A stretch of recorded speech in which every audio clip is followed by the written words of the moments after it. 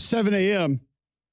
Wednesday, January 8th, Jocks 94.5, McElroy and Cubelic in the morning. Glad you're with us. 8. Coming up Thursday. That is tomorrow night, 6:30 on ESPN. We will discuss that game at length today. Friday, 6:30 p.m. ESPN. Ohio State, Texas, 12-2, 13-2, the 8 seed and the 5 seed.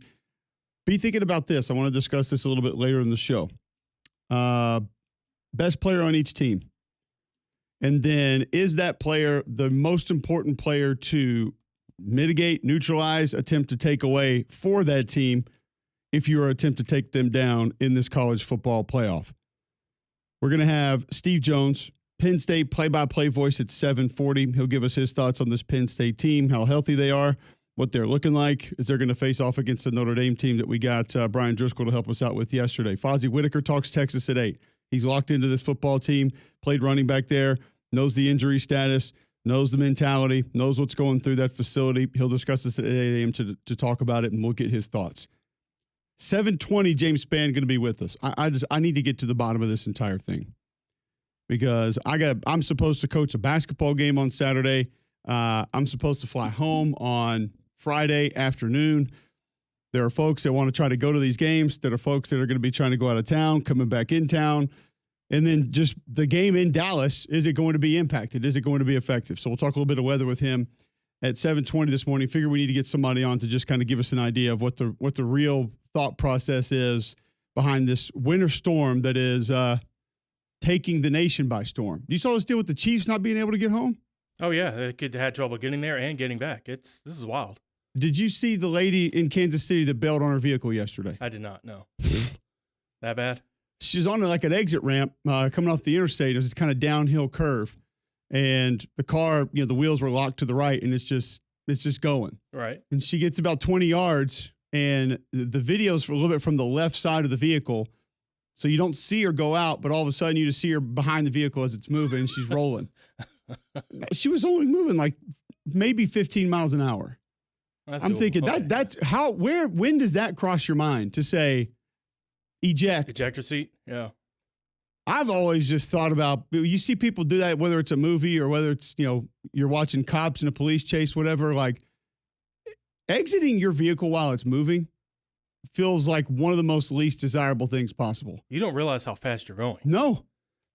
And you also don't realize that you're not technically going to be able to land. Right. Like you're not landing on your feet. I mean, there's going to be a roll. There's going to be impact. Yeah, you're in trouble. And then I guess the direction that she was sliding, there was almost zero chance to be kind of caught underneath the vehicle, but that's always something else that needs to cross your mind. That feels like, no, I'll take my chance with the impact because it went down this giant ravine. Yeah. So there was enough grassy area to slow it down, I felt like.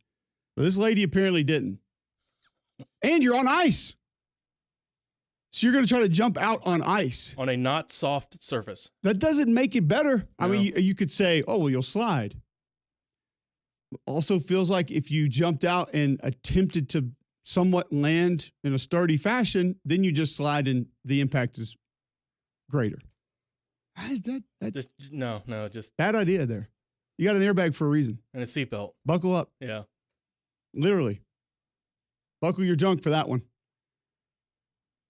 More so the ejecting out of the vehicle part than the actual impact part. But that's a no from me. I'm not doing that. Sorry. 800-239-9569. Would you jump out of your vehicle if you were sliding down an exit ramp? At Mac and Cube, you can tweet into the show, 205-834-9450. McElroy has Penn State meetings right now, which I can tell you, as somebody who has done, how long have I done television? I don't even know. I think the earliest in the morning I've ever had a coach's meetings was 10 a.m. A 7 a.m. meeting is bold. And I don't know who's more bold on the part of either asking for it or actually doing it. I'm not real sure.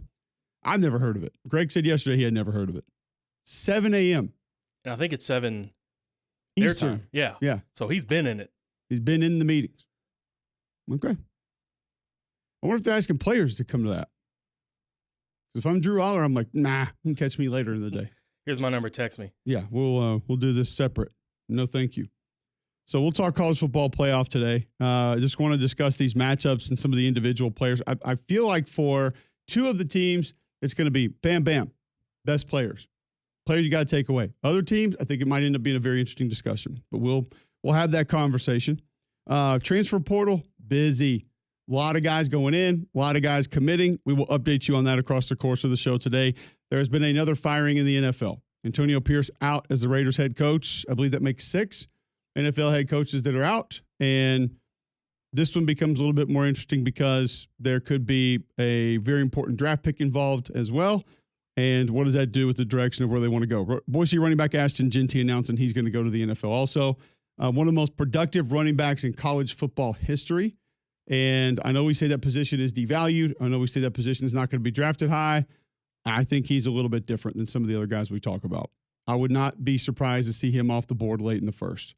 But it is a position that rarely do people spend that sort of a value pick on that position. I think he's a little bit different, and he can provide something different for an NFL team that wants to bring him in. College hoops last night. Massive night for the Southeastern Conference. We mentioned this game just a little bit yesterday. We'll get to Auburn in a moment.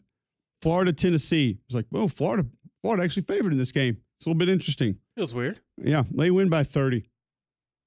30 over the number 1 team in the nation, who, by the way, had one of the best defenses to start a college football season we had seen in the last decade plus. 73-43, the Florida Gators get this win. Be it at home. But Florida's now the 3rd team in AP poll history, that started in 48-49, to have a 30-point win against the AP number 1 team. The first team to do it since 1968. That team led by? Old double duty. Johnson. John Wooden. Oh, that guy. Their best player was? Cinder? Lou Alcindor. They beat Houston by 32 in the Final Four. Florida's 3rd win. This is a surprising stat for me last night. When this game ended and I was looking it up. Florida's 3rd win over an AP number 1 team in program history. It's a team that won back-to-back titles. I know they were probably ranked number 1 for a lot of that time, but I figured Florida would have more than 3 wins over AP number 1s. I mean, Florida's had numerous games against Kentucky's, maybe in LSU and Alabama, recently in Auburn number 1. I figured they would have more than 1. They were 0-14 against AP number 1 teams coming into this game. 1-15 all-time against AP number 1 SEC teams. So they had those opportunities. But this is the first time they have defeated a AP number 1 SEC school as well. They were 0-14 against Kentucky. So doesn't happen often for the Florida Gators, but they did it last night. Condon had 12 points, 12 boards, 3rd Florida player with a double-double versus the AP number 1 team in the last 20 seasons. It's just a dominant win. They shot the ball well. They were nice on the boards, physical down low, great defense. Tennessee they couldn't find anything. 4 of 29 from behind the 3-point line for Tennessee last night. And then it's very rare that the number 1 team in the nation is in the discussion for bad box score of the day. But for the loss, not the win. But by God, Tennessee's almost there. 43 points in a men's basketball game. Full court, full speed. 5-on-5, actually. 43. The full game. Yeah. On exhibition. Your worst 3-point field goal percentage in a loss by the AP number 1 team ever? Well, that would have been Alabama 3 for 27 against San Diego State in 2023. Sorry. North Carolina went 3 for 23 against Utah in 1998, and Tennessee's 4 for 29 at Florida. Yeah. 13.8%. Not great. What is great is that Auburn gets Bruce Pearl's 214th win as the Auburn head basketball coach. That passes Joel Eves as the most in program history. So there are now no coaches that have won more basketball games at Auburn than Bruce Pearl. He continues to cement his legacy at Auburn as not just the greatest basketball coach in school history, but one of the best coaches in school history.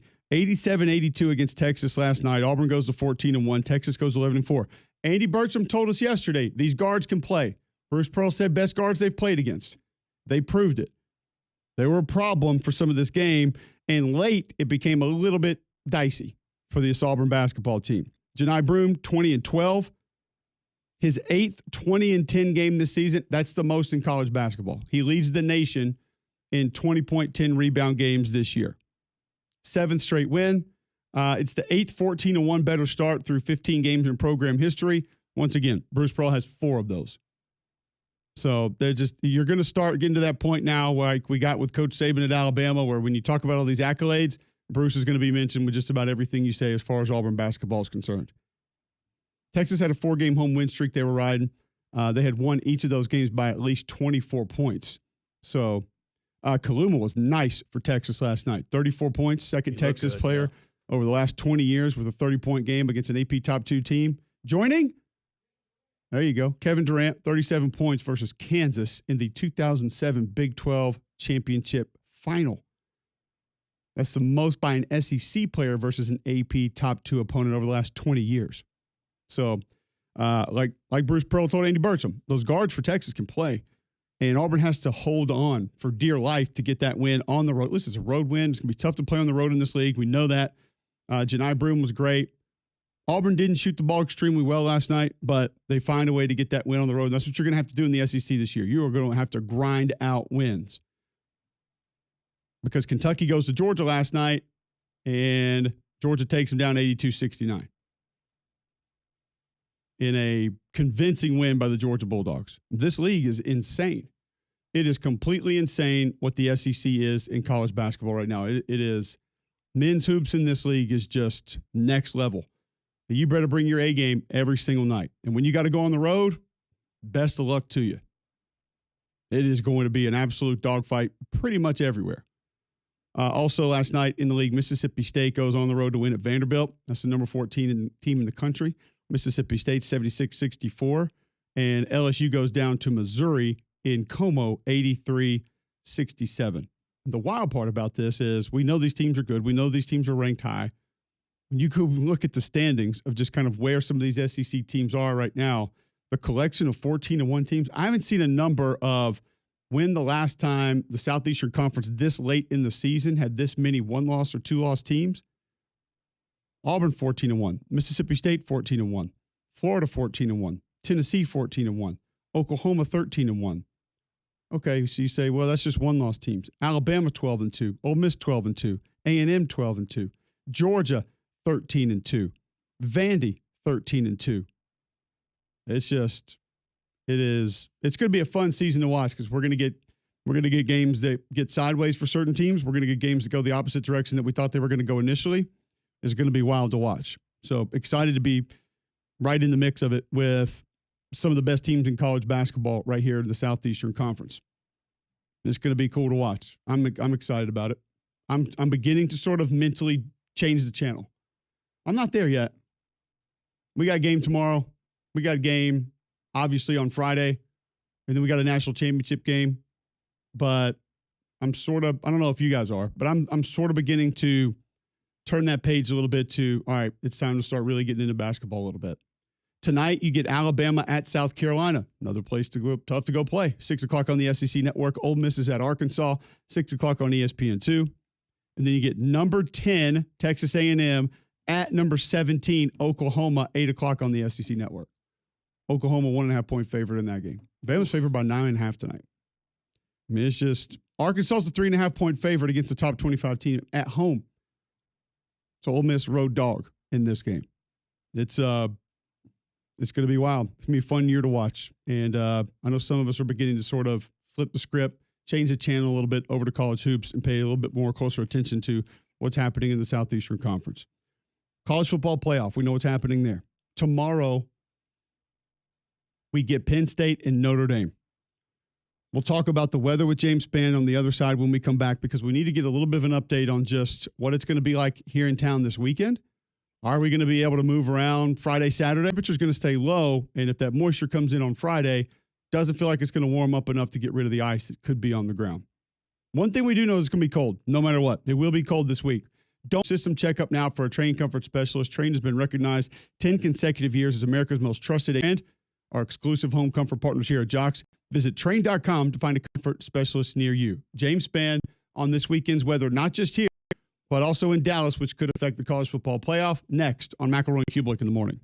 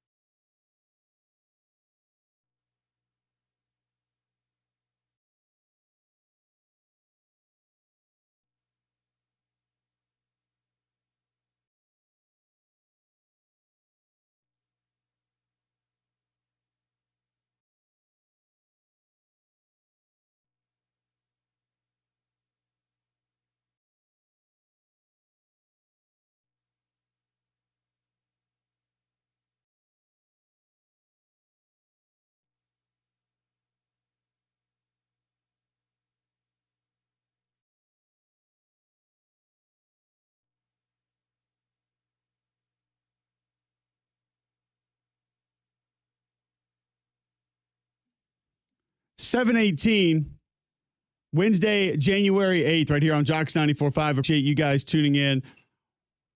What's it going to look like here in Birmingham Friday, Saturday? We're going to be able to move around. We've seen these weather models, this winter storm apparently shifted in the last 24 hours. I'm not sure exactly what's the most accurate, who we need to believe, what exactly is going on. But also, we have a college football playoff game Friday in Dallas. What's the impact going to be there? I can recall the Super Bowl having some issues not too long ago with icy conditions there in Dallas, another city that's just not necessarily prepared to deal with heavy ice after freezing temperatures, after a lot of moisture comes through.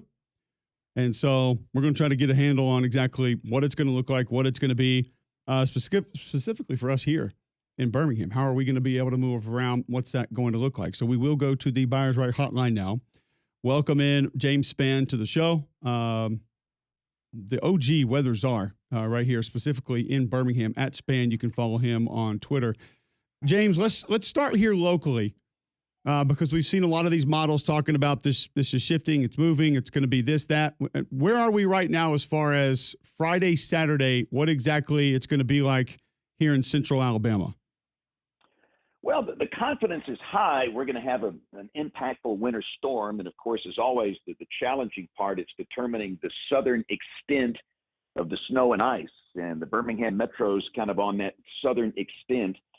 Having said that, the confidence is increasing in the whole thing. So there's a winter storm watch for Jefferson and Shelby counties for Friday. And what we believe will happen for the Birmingham Metro, it's going to start with with snow and maybe a bit of freezing rain. Will be in the upper 20s and low 30s. And there's a pretty good chance travel early Friday morning will be pretty treacherous around here. The infrastructure is cold. It's been cold all week. And so that just sets the stage for icy travel Friday morning. And then we believe during the day, gradually, the snow and freezing rain will change over to just a simple cold rain by Friday afternoon. But still, we'll be in the mid-30s, and it all winds down Friday night. And the problem is that opens the door for some black ice problems Saturday morning. So we've clearly got a problem Friday morning with travel. And we could very well have a problem Saturday morning with travel because of the leftover moisture and temperatures down in the 20s. And then by Saturday afternoon, we get up, toward 38, 39, and everything kind of relaxes, and travel should be much improved by Saturday afternoon. If you're looking for a really good snow cover, head north, Huntsville, the Shoals, Athens, Decatur, Scottsboro. They could easily see snow totals up there in the 3 to 6 inch range. Because we don't expect the transition to rain there.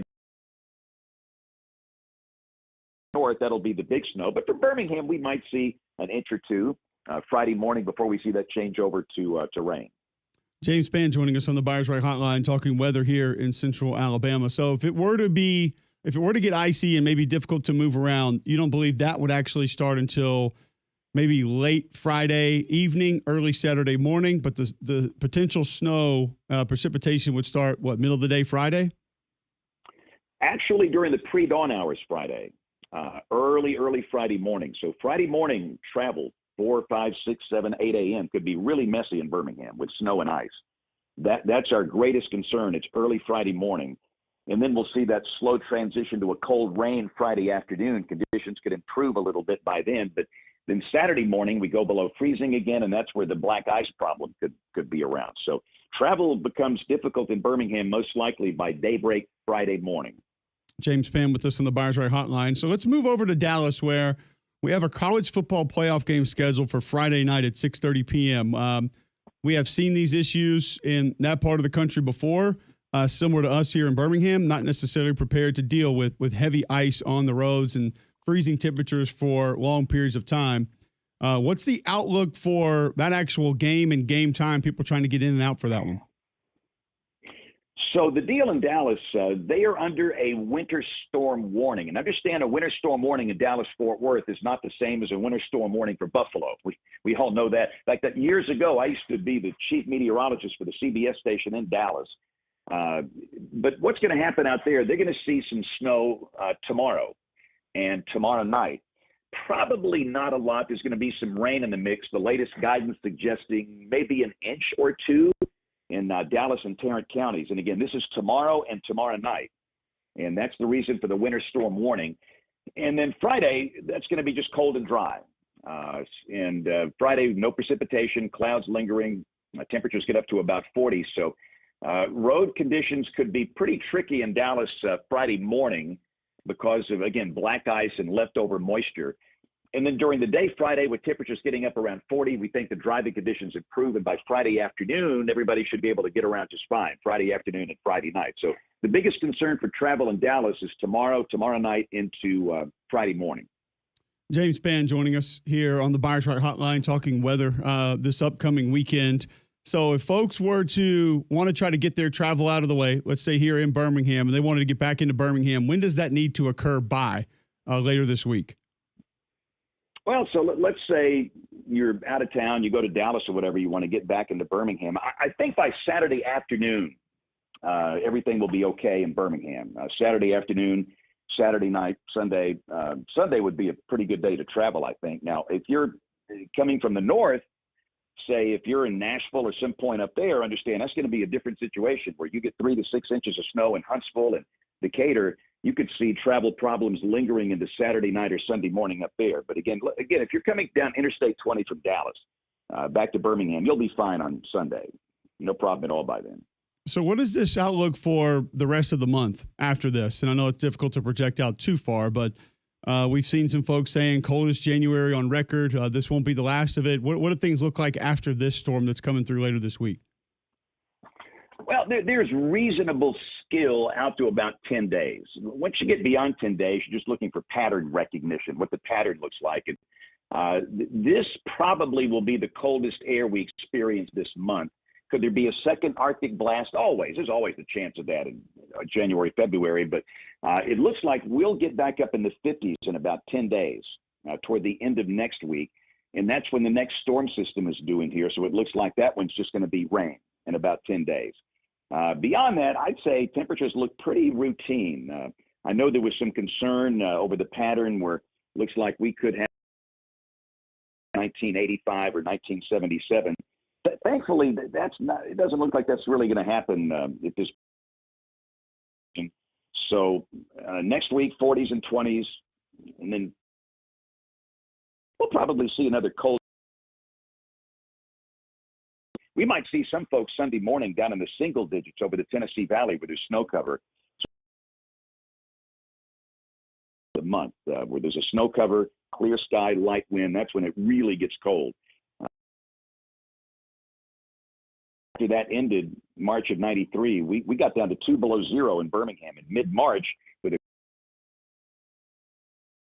I just get the idea the coldest morning of the month will probably be Sunday morning.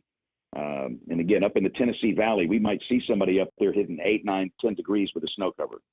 James, thank you so much for hopping on with us. We really appreciate it. A lot of us just kind of looking for updates and thoughts on how this game's going to be affected, how things will be affected here in our neck of the woods. We appreciate the time this morning.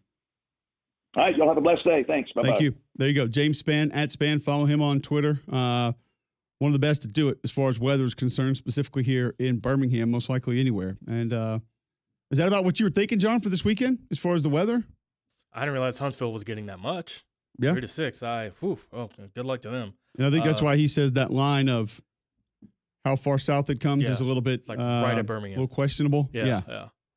It's like Coleman, Decatur. You guys listening on the ump? It's be careful out there. Yeah, Haney and I, honestly, we had started the conversation of, hey, Friday morning, make sure if we need to take measures to either be here, stay close, or something. We started to have those conversations. I was like, I knew it would be cold, but I didn't realize it might be potentially that cold. So I'm glad Spann was able to join us and help me start preparing.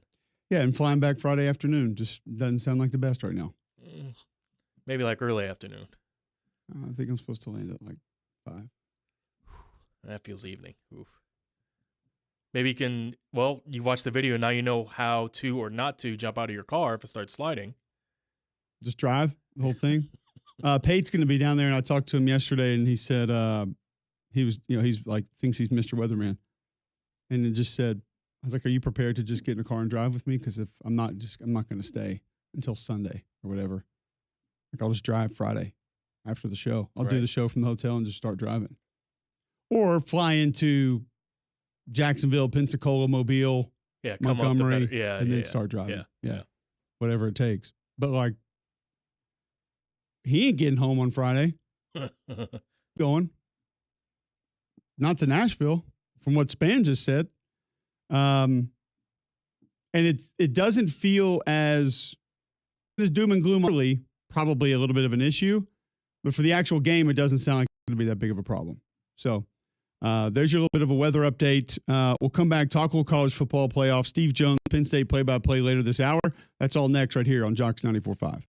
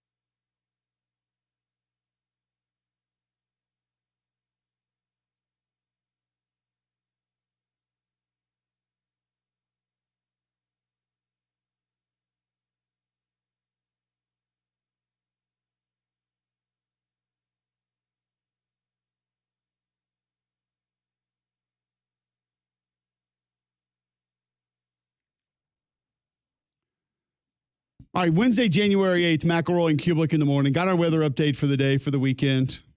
Sounds like, I guess my big takeaway, early Friday morning is when this is all going to start. Yeah, So actually, maybe getting to work on Friday might be a little bit of an issue. correct. Yeah. All right, so if that's a little bit of a problem, then the rest of the day, of course, it's not going to, it's 37. That stuff's not going to go away. Overnight, Thursday night, 22. And 31 Friday night. It's going to get to 39 on Saturday, but that's not going to happen early enough in the day for what's left to really be gone for at least half of Saturday. So moving around Saturday looks like it might be kind of tough. we'll see how it goes. Just be careful out there if it does get that way. And obviously, we'll be here regardless. 7 to 10, 3-man front will be on after us. Paul Feinbaum after them on Jocks 94.5 each and every day. You can listen online, jocksfm.com. Grab the app in your app store, iPhone, Android. Always download it for free. You can watch on YouTube live every day. Get the podcast on the app. Get the podcast online, jocksfm.com, Apple Podcasts, wherever you get yours. Please like, subscribe. We always appreciate that. Transfer portal, small update there. I do want to have a conversation later in the show of should we be getting concerned about Georgia and the Georgia football team based on what has happened, graduation and early departures to the NFL. We'll talk about that later, probably when McElroy's back. Steve Jones coming up next, Fozzie Whitaker, 8 a.m. Alabama gets a commitment from Louisiana Lafayette, UL Louisiana, University of Louisiana in Lafayette, UL Lafayette. There it is. I almost forgot one. Cajuns, Raging Cajuns, Louisiana Lafayette Raging Cajuns, ULL Lafayette Raging Cajuns, ULL Cajuns running back Draylon Washington. And the odd portion of this is when I went to watch him yesterday. He's not there. No, he wasn't their number one back this year. They actually spread a lot of the carries around like 3 different guys. The numbers are not staggering to where you would say, oh, okay, I see.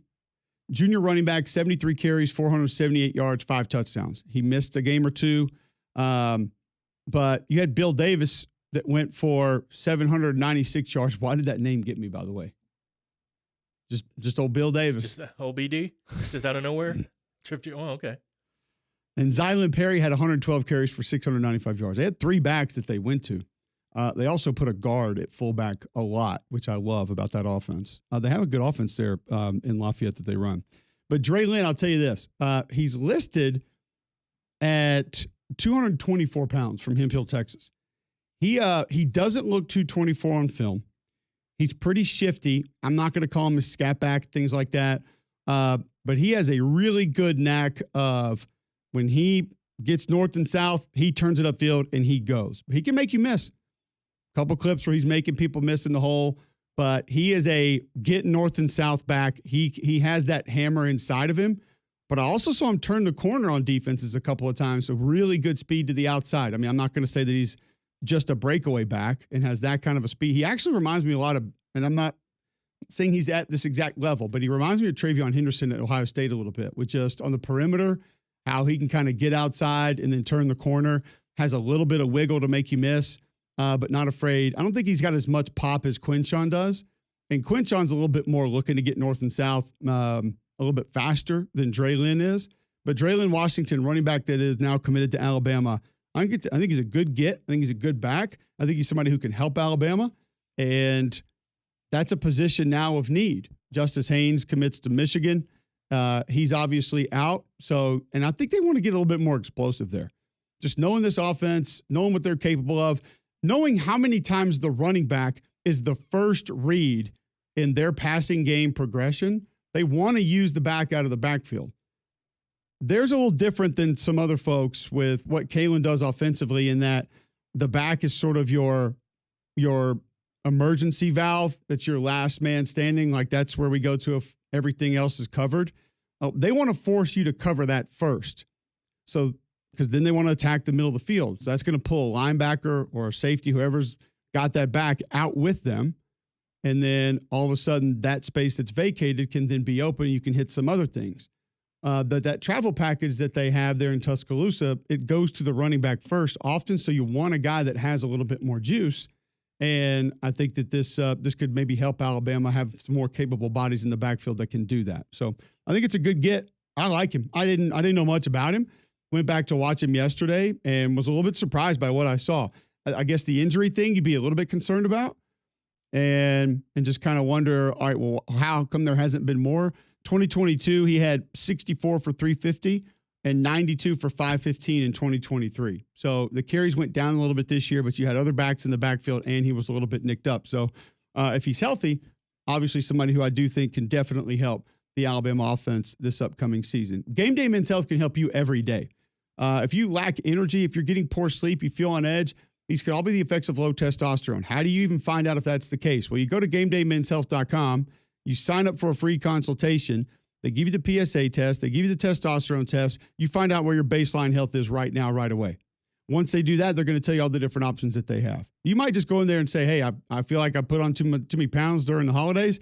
Can you help me with that? They have multiple plans that they can help you with right now at Game Day Men's Health. Great people, low stress atmosphere. They just want to help you. Not going to try to push you anything that you don't want to do. Holistic approach to health and wellness. And the big part here, minimal upfront cost for the programs that they offer. Go to GameHealth.com right now. Schedule that free consultation. You can save 10% on any service they offer by mentoring Cube when you walk in the door. Steve Jones, play-by-play voice for Penn State, breaks down our first semifinal college football playoff game next on McElroy and Cubelic in the morning.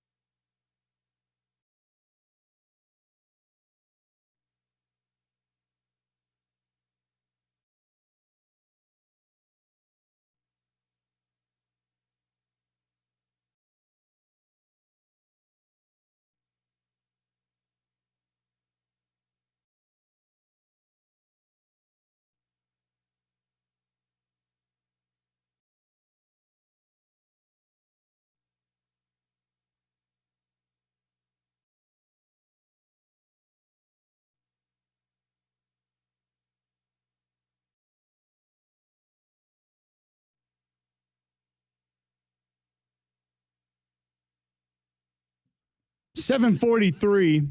I want to go right to the Buyers Right Hotline. Welcome in Steve Jones, play-by-play voice for the Penn State Nittany Lions, and two impressive wins here in the college football playoff, Steve. We roll in now to a matchup against Notre Dame, which defensively I think is going to be a little bit different than what Penn State has faced. Injury concerns for this football team. We know maybe your best defender, Abdul Carter, set to return, I believe. What's the latest that we have on his availability? Well, I think James Franklin's going to update that for everybody today. That's going to be his call as to, exactly where he is right now and what he wants to say about it. Carter is a special player. There's no getting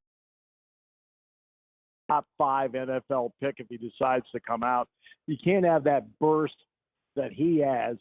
And the fact that he has the versatility to drop into coverage because he played linebacker for 2 years, and the way they utilize him when they go with 3 down linemen on 3rd down, essentially using him as a linebacker at times. When you have that kind of versatility and somebody you have to account for on every play, that's why Carter has been so important. That's why when they had to go to Amin Vanover in the Fiesta Bowl, Vanover may have played the best game of his Penn State career, and that's exactly when they needed it. He was massive in that game against Boise, and they got Boise in bad spots by jumping out early in that game, something I know they want to try to do against this football team. And they'll face a lot of man coverage. They'll face a team that's pretty stout up front with that defensive line. Based on what you've heard, seen, some conversations you've had this week, how do you even anticipate Penn State attempting to attack this Notre Dame defense early on? Well, let's start with the part that I think is really underrated about the Penn State team, and that's Penn State's offensive line. There are not a lot of people talking about it, but I don't think people realize Penn State has rushed for over 200 yards in each of its last 4 games. Maryland's a given, but they rushed for 292 against Oregon. SMU was a defense giving up 95 yards rushing per game. Penn State went for over 200 against them. Boise State came in at 115 yards rushing per game. Penn State cleared 200 against them. So Penn State's offensive line is probably playing its best football of the season, and it's a group a lot of people aren't talking about because Notre Dame's defensive front, as you and I both know, is outstanding. Even without Riley Mills, they're really good. Tiliamaka's really good. I think Oben, who had the big fumble recovery and forced fumble in the Georgia game, the transfer from Duke, is really good. Young is going to be an All-American at some point in his career. So we know that's a great matchup, but it's a better matchup than people realize because Penn State's offensive line has quietly played at a high level. Well, and a bit of an add-on, the icing on that cake, the sprinkles, the dressing on that salad, I guess, would be Tyler Warren at tight end, who can add to that physically. Is there an answer for Tyler Warren for any defense, anytime, anywhere? I thought Ohio State did the best job on him, but they bracketed him the entire time and forced Penn State's wideouts to make plays. But Warren, look, this goes back to the Rob Gronkowski deal.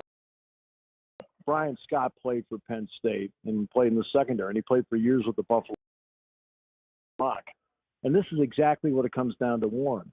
I said, Brian, what's it like against Gronk? He said, Steve, the problem is he's too fast for a linebacker and he's too big for a safety, right? Well, that is the problem that you have with Warren. Warren is too big for a linebacker. He's too quick for a linebacker, and he's too big for a safety. He's 6'6". And then you move him all over the place. So you're trying to keep track of where the heck he is in all of this. And he played literally 9 different positions at one point or another during the course of the season. And you can't put a price on that kind of intelligence, that kind of versatility to go with the athletic talent. He is special. I don't think there's any doubt about it. Steve Jones, Penn State play-by-play voice. He's on the call for their radio broadcast, joining us on the Buyers Right Hotline now.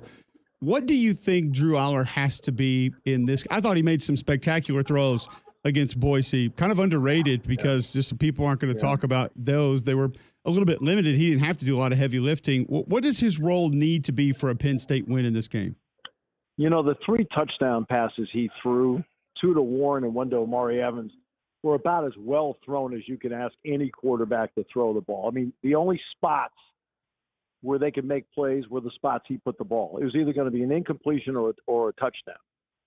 He needs to be consistent. And if I had to pick one area, because I think Drew's playing at a really high level right now. I mean, here's Drew Aller about to make the 29th start of his career. Well, there's a big difference between the Drew Aller from his 9th start to the 29th start. He sees everything right now at this point in his career, and that makes a big difference. That makes a big difference in his career at this point. If I had to pick up one area, I thought Boise did a good job of getting him a little off balance at times with their blitz packages. Boise usually sends 6. They loop guys, and that's their normal blitz pattern. Well, he got a little off kilter a couple of times with that, then adjusted. Notre Dame will blitz him at times, and because of that, he's going to have to handle that and find the hot read. He does that, he could have a spectacular night. Steve, what's the science behind Katron Allen and Nick Singleton as far as who, when, where, why? Either one of these backs feels like they can be as dynamic or as bruising as the other. Is it just a feel for this coaching staff? You know what? They pick out the guy that's going to start, and normally that guy who starts will usually get the first two series. And then after that, the next two series belong to the next guy. So if it's Allen starting tomorrow night, for example, he'd get the first two series, then it would be Singleton. But they're doing a lot more now where they're both in the same backfield together.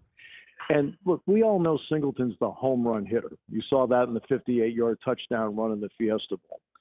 Allen is the power, the jump cut. But Jack Ham and Jack's my broadcast partner, were at practice the day before the Fiesta Bowl. And we both looked at each other and said, man, Allen looks quick. And we see him all the time. I'm at it. And we looked at each other and said, man, he looks quick.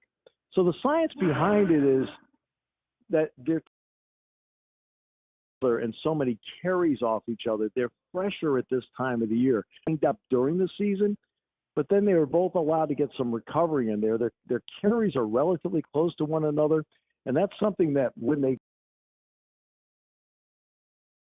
talked to them, they said, look, you're going to have less mileage on you as you make the transition of this system. And it's worked for them. And the fact that the two of them are really tight, like I said to Katron Allen, I said, what do you think of Nicholas Singleton? He goes, Steve, that's my dog. I'm like, okay. I think I can read the room. That's pretty good. No, it's there are certain times when we've seen these running back duos, whether it was at Arkansas, at Auburn, we've seen some in Alabama where the guys they're okay with it. They get it. They understand it. They actually welcome it at times. And this is one of those that just really seems to work, and they seem to flourish with it. Offensively, Notre Dame is not overly complicated. They can be physical. They can come at you, but they have a quarterback that's just he's got it. He's creative in his own way. It's not necessarily by design all the time.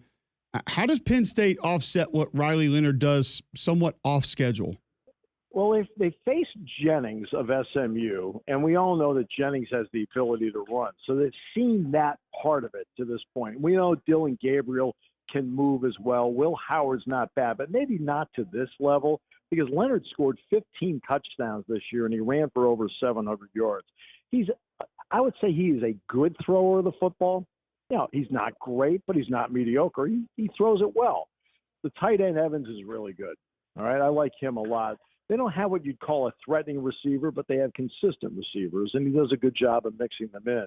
But the threat of him running with the football is something where guys like Kobe King, Tony Rojas, and Dominic DeLuca, they're really, and Jalen Reed, I would say, they're the ones that are really going to have to be on their toes, making sure when he decides to run, you know, they have to take care of it. Because I would say there's going to be 8 times, let's just pick the number 8 or 9.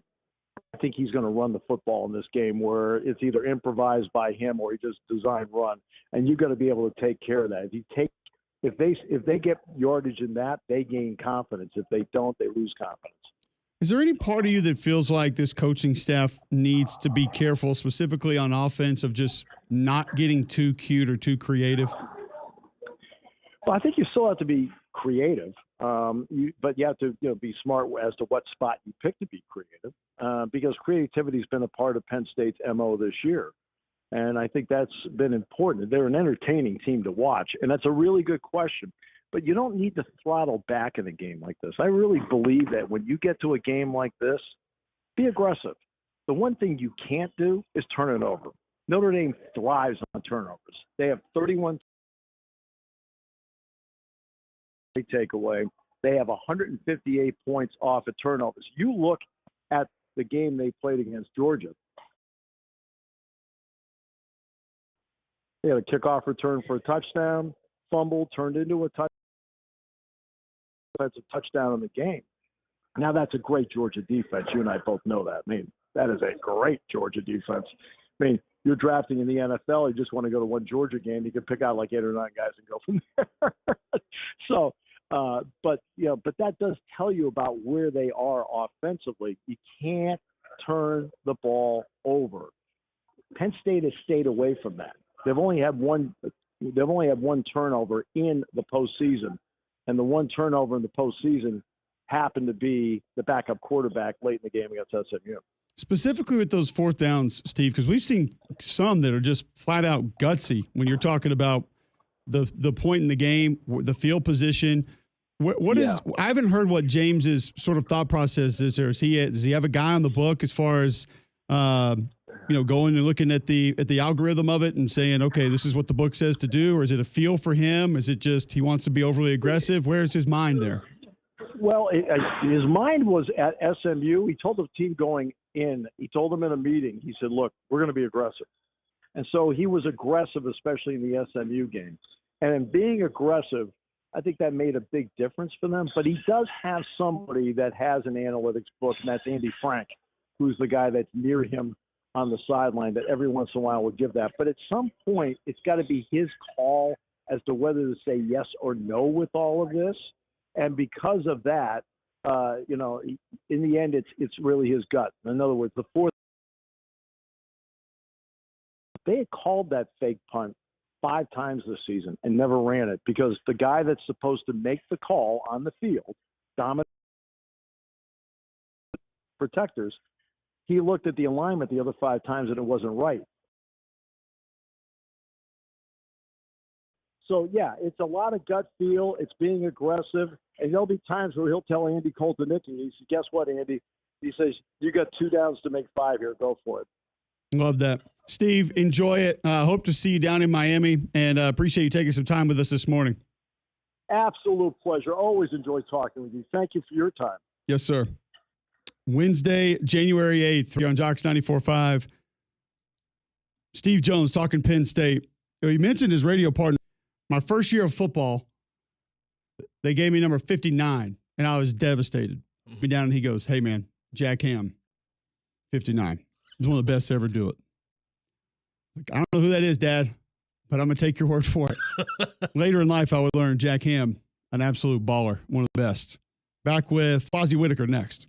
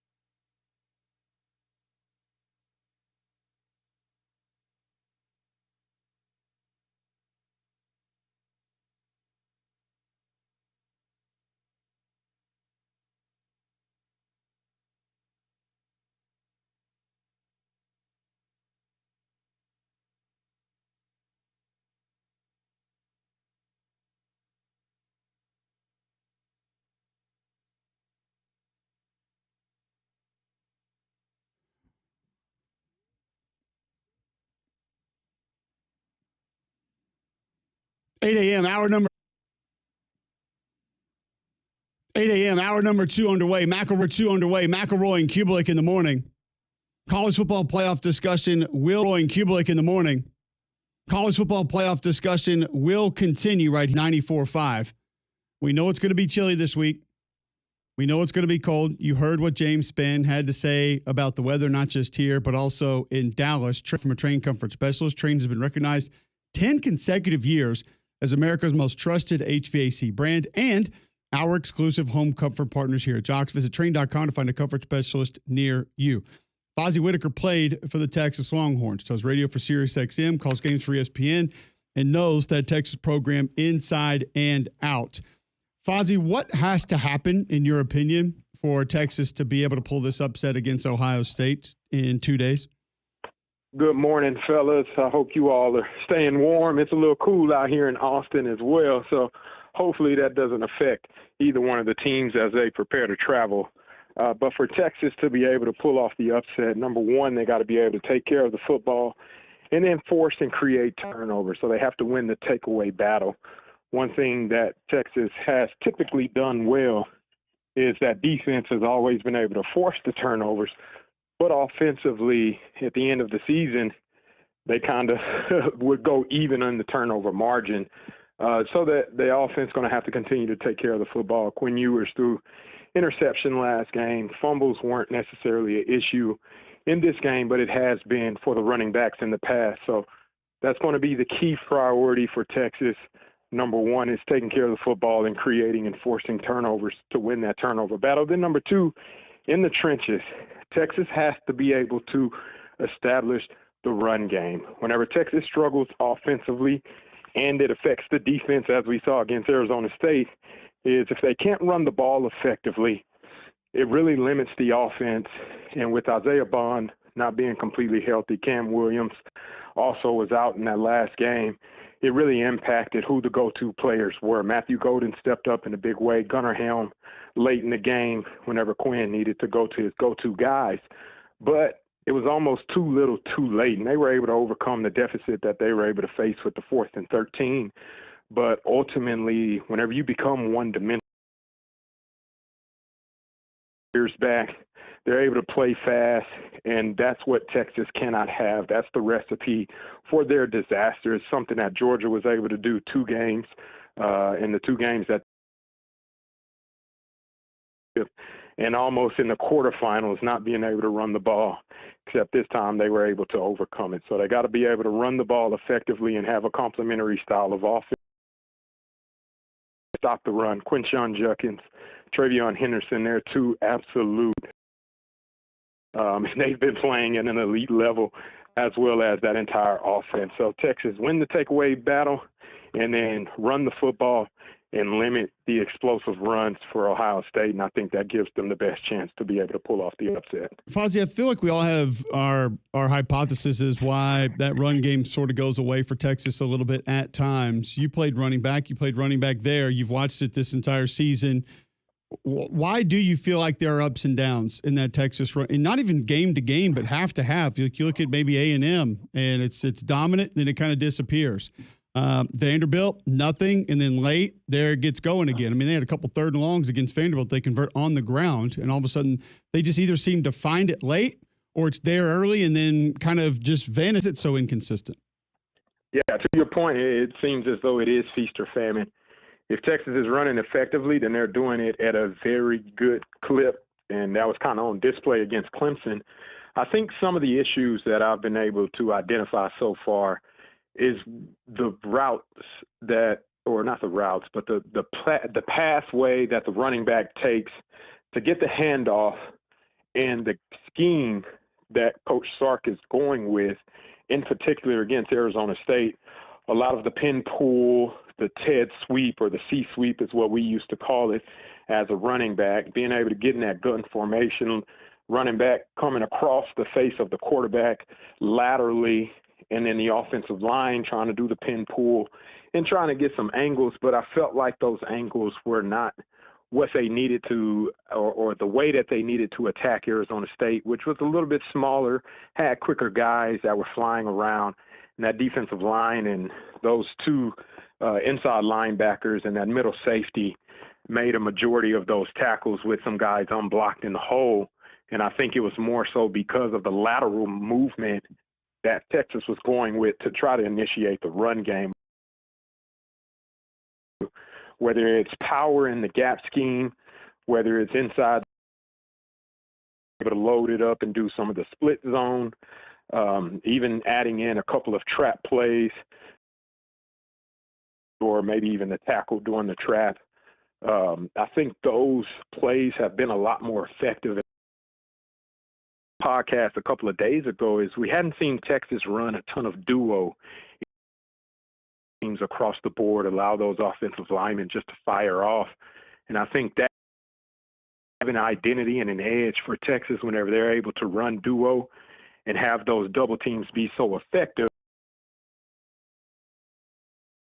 push up front rather than going sideways whenever it favors into the defense's hand, especially with a couple of backups having a service whenever some of the starters were out.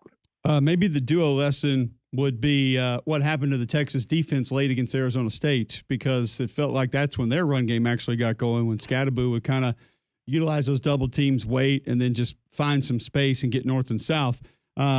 This Texas defense matching up against Ohio State, you mentioned the run game and mitigating some of the explosive runs. Jeremiah Smith's the one's going to get the attention.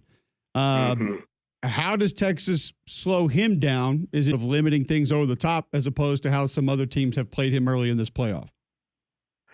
Yeah, Jeremiah Smith is an absolute man-child, man. He's had a phenomenal season. Not too many true freshmen come in and put together 1,200 yards and 14 touchdowns in their first year as a true freshman, being able to be that type of standout and impact player. I still think the key starts with stopping the run, because where Will Howard becomes most effective and how he's able to get Jeremiah Smith in a lot of those one-on-one situations where Jeremiah Smith is creating 3 to 4 yards of separation from the defender is off of play action. And we all know play action typically works best whenever you're able to run the ball the best and run it effectively. And those two running backs, they do a great job of that. And that obviously impacts the entire offense. Ultimately, Texas can't have what happened in the second half of that Arizona State game. They can't have that happen with these two running backs. Number one, Cam Scadaboo is an amazing player, but he's not as fast as Travion Henderson. If you give Travion Henderson some of the sliver of daylight that Cam Scadaboo was able to get, instead of it being a big 40-yard run, that turns into probably a 60-yard touchdown. So I still think it still starts with stopping that run game. And then after you're able to stop the run game, which is a tall task, if you can do that, then I think you got to play, obviously, somebody underneath Jeremiah Smith and then have somebody over the top. Whenever I went back, watched some film again over that Michigan game, Michigan ran cover 2 very effectively against this Ohio State team, and it caused some fits for Will Howard to that turned into a touchdown for Michigan, had another interception late. But that kind of high-low coverage on Jeremiah Smith and Emeka Egbuka really created some tighter windows that it isn't necessarily as comfortable hitting. And the other thing about it, why I talk about the run so much, is Michigan, Ohio State's run game, holding them to only, I believe, 75 yards rushing, and that impacted the way that the play action would typically help that offense. So getting that high-low effect, cover 2 rolled in, changing the picture. Howard, who is an experienced player and has played against this Texas defense, so that he doesn't know what's happening, and he's having to make a decision after the ball is snapped rather than in a pre-snap moment. Here's how I saw that Michigan game. Fozzie, you tell me your thoughts on it. Ohio State had lighter boxes and kept trying to run the ball and couldn't.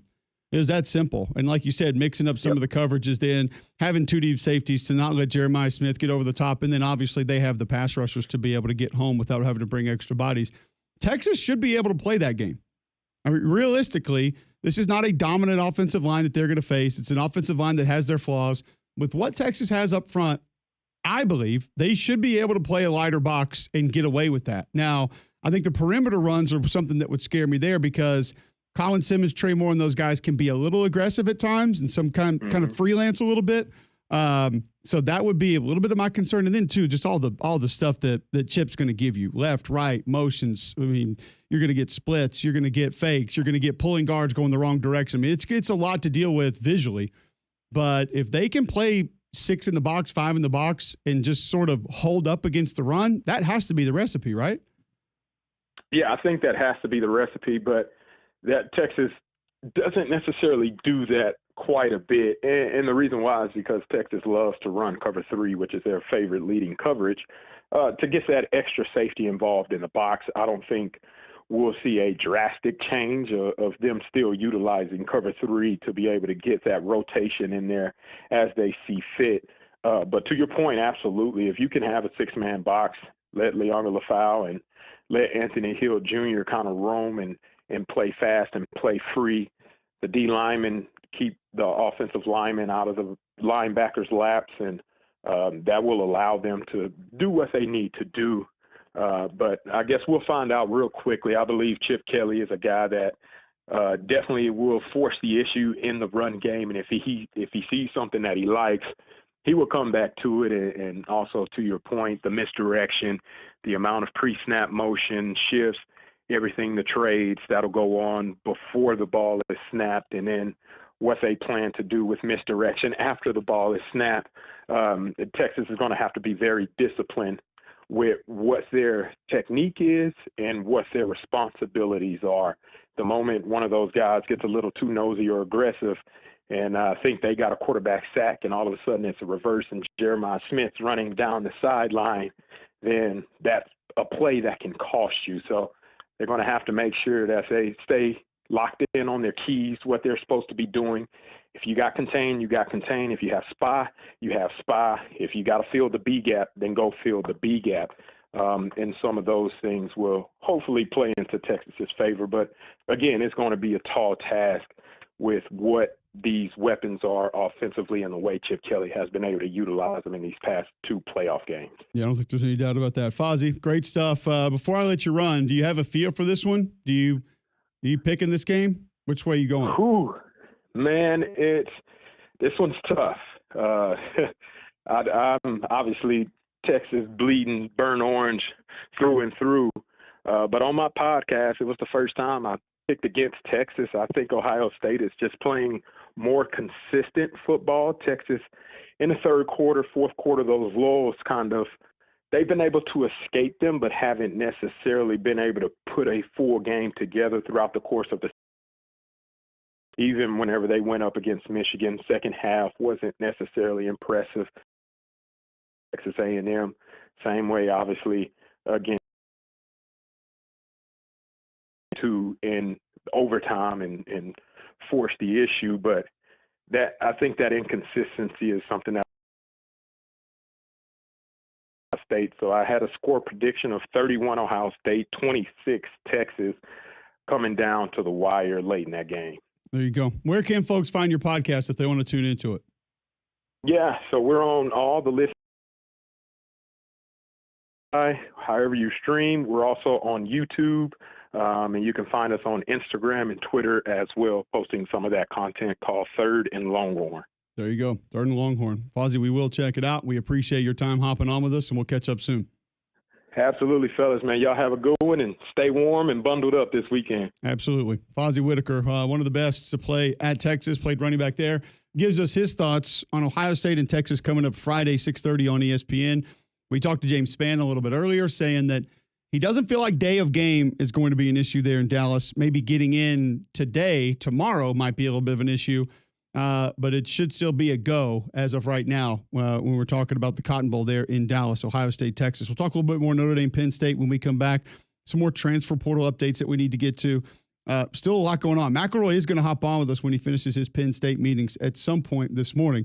We're going to get him back on the show, and he's going to share his thoughts on some of these games as well. Share my thoughts on Gusty Gouls and the Gusty Gouls group with you right now. If you're looking for a new home, call 205-542-1996 or visit GustyGoulsGroup.com. He's brokered by eXp Realty. He served over 3,000 home buyers and sellers in the greater Birmingham area since 2012. recognized both nationally and locally as Greater Birmingham, Alabama's #1 team in homes sold. If you're looking to sell your home, if you want to get into a new home, even if you don't know where you want to go, where you want to be, what you're looking for, the inventory that's going to be coming available, Gusty Gouls knows where that is, what that is. He invests thousands of dollars in the latest tools, social media, photographers. He's got those networks of buyers and sellers that his group is going to know exactly what's going to be coming available and what you need to pay for it and what you're going to be able to get for your home. And they're going to get it. He's helped members of my family. He can help members of your family as well. Go to GustyGoulsGroup.com today. Just Google Gusty Gouls Group. You'll see over 205-542-1996. Gusty Gouls Group. Call them today and start packing. When we come back, I want to have a conversation about a team that a lot of would be in one of these next two games and maybe in the final game, maybe even winning the final game of this college football playoff. And should we be concerned about what's next for them? Right after this on Jocks 94.5.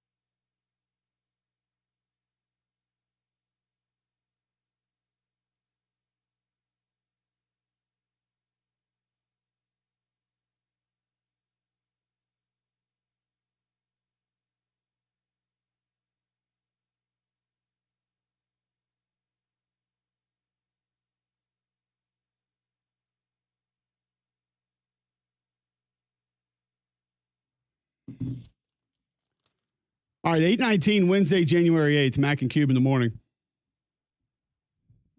Maybe have a Mac at some point today. We've talked about ULL running back Draylon Washington. Sam Leavitt, Arizona State quarterback, has inked a new deal to stay with the Sun Devils next season. That's a great. Still going to need to replace a couple of the pieces that are going to be gone, but I think it's a nice get for what they have coming back. Speaking of coming back, there is a team whose known commodities returning are dwindling. How big of an issue could that be? And we look at Georgia in a similar fashion that we used to look at a lot of Nick Saban's Alabama teams, right? Oh, they got 5 stars. Next man up. Not a big deal. Look how they've recruited. Look at all the guys. I want to review just a couple of things that have recently happened at Georgia as it pertains to departures. Now, I'll start with this. Zachariah Zion Branch coming in from USC, at least one big get. You get a big-time kick returner, explosive weapon offensively. They can take high percentage throws, create explosive plays. Miami safety Jaden Harris, good player. He'll be able to come in and help. They get a commitment yesterday from Texas A&M wide receiver Noah Thomas. That's a big target, a down-the-field target that can go attack the football, win 50-50 balls. UAB safety Adrian Maddox flipped his commitment from Florida to Georgia. So that's 2 on the back end of the secondary that you get that have experience. Okay, that's 2 nice gets. Linebacker Damon Wilson goes in the portal yesterday. Ton of speed, ton of twitch, super athletic, line up different places. Wide receiver Anthony Evans is in. Quarterback Jaden Rashada is in. Cornerback Julian Humphrey is in. Wide receiver Michael Jackson is in. Safety David Daniel Sisvon is in. Jamal Jarrett, defensive lineman, is going to USC. Safety Justin Rhett is out.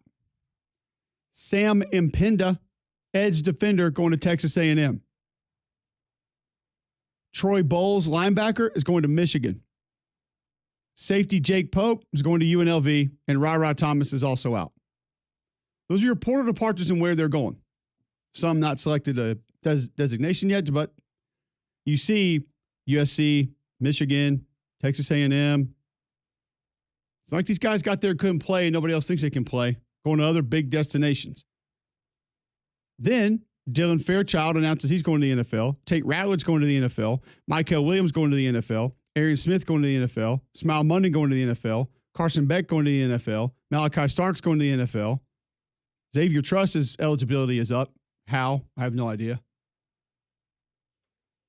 Good luck. I don't know how that's possible, but hey, we got it. I don't know the last player that we said, well, he's just out of eligibility. Usually it just continues. Oh, yeah, Pavia. It's just dot. They just keep going. It was Pavia, but he got it back. Nope, he's not out of eligibility. That is a large core of production, of leadership, of veteran presence that is just going to be gone at Georgia. Now, I have confidence in Gunnar Stockton. I think the kid can play. He's going to be a good player. Offensive line, struggled a little bit this year. Now you're going to have to replace some of those. I would not be surprised to see Georgia attacking the tackle position specifically in the portal. But is it just now a given that Georgia is going to be the or one of the teams to beat in the SEC? With this whole landscape of college football shifting and changing, are we concerned about them just being there? I'm not saying Kirby's not a good coach. I'm not saying that there's not a chance they win the SEC. I'm asking, is that stamp of approval that they are absolutely the team or one of the teams to beat annually, is it just there? Do we even have to take the effort to discuss it anymore? Because it feels like that might not be the case. And these are things that Kirby absolutely loves. It's people that say, we won't be there, we can't do this, this is not the team, things have changed, it's not the same. And it's not that it's not the same at Georgia, it's not the same anywhere. It's all changed. The landscape has changed. The landscape is ever changing. It's just continuing to change. It's not that they're not going to have players. It's not that they're not going to have guys that are scary. But you're going to have a new quarterback, sort of. I mean, hell, the kid started a playoff game. We can't say he's that new. You're going to have a completely reworked offensive line. You're going to have a fairly large overhaul out wide, and it might end up being better because they led the nation in drops last year. It can't get a ton worse.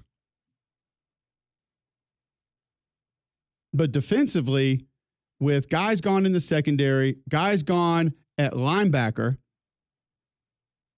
and not being the same up front. Now, Christian Miller says he's coming back. I think Christian Miller can play.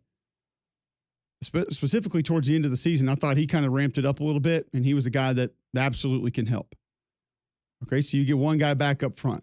But that's still not what we've kind of thought it was going to be and seen it be at other points in time the last 5-7 years. So it just makes me wonder, is this kind of the new moving forward?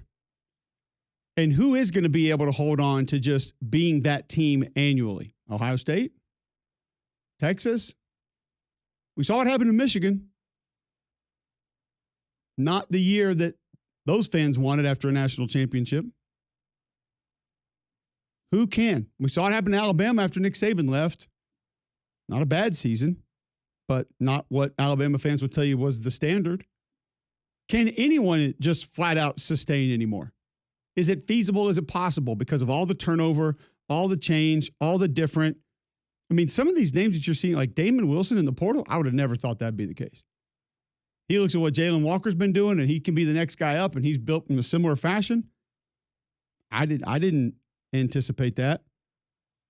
And as Greg has stated before, talking about the Alabama guys going in the portal, Jamal Jarrett, I don't know how good the kid is. So maybe we shouldn't be overly concerned about it. Anthony Evans, I don't know if the kid can really play or not. Troy Bowles, linebacker going to Michigan. And are we mad at him that he couldn't get on the field in front of Smile Munden? Probably shouldn't be.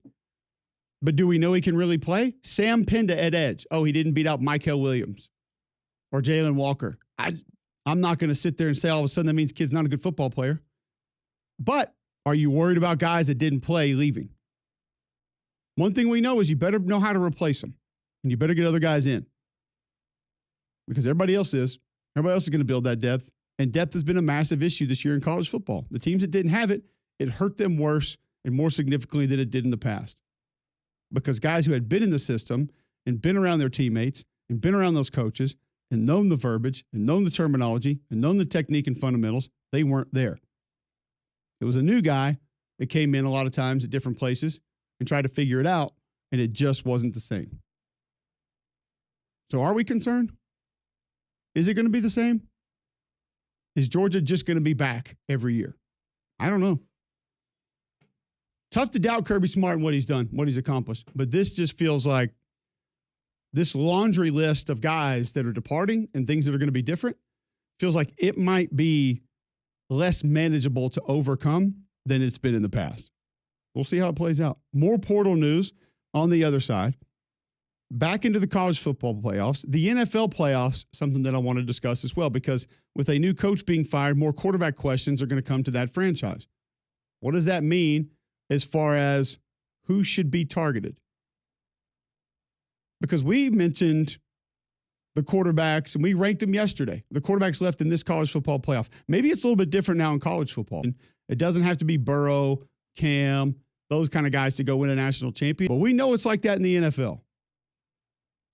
Can you risk not being towards the draft if you don't have that guy and not going after that guy? Because when you take a look at this year's field, you better go after it. I'm going to tell you why you need to go after it next on McElroy and Cubelic in the morning.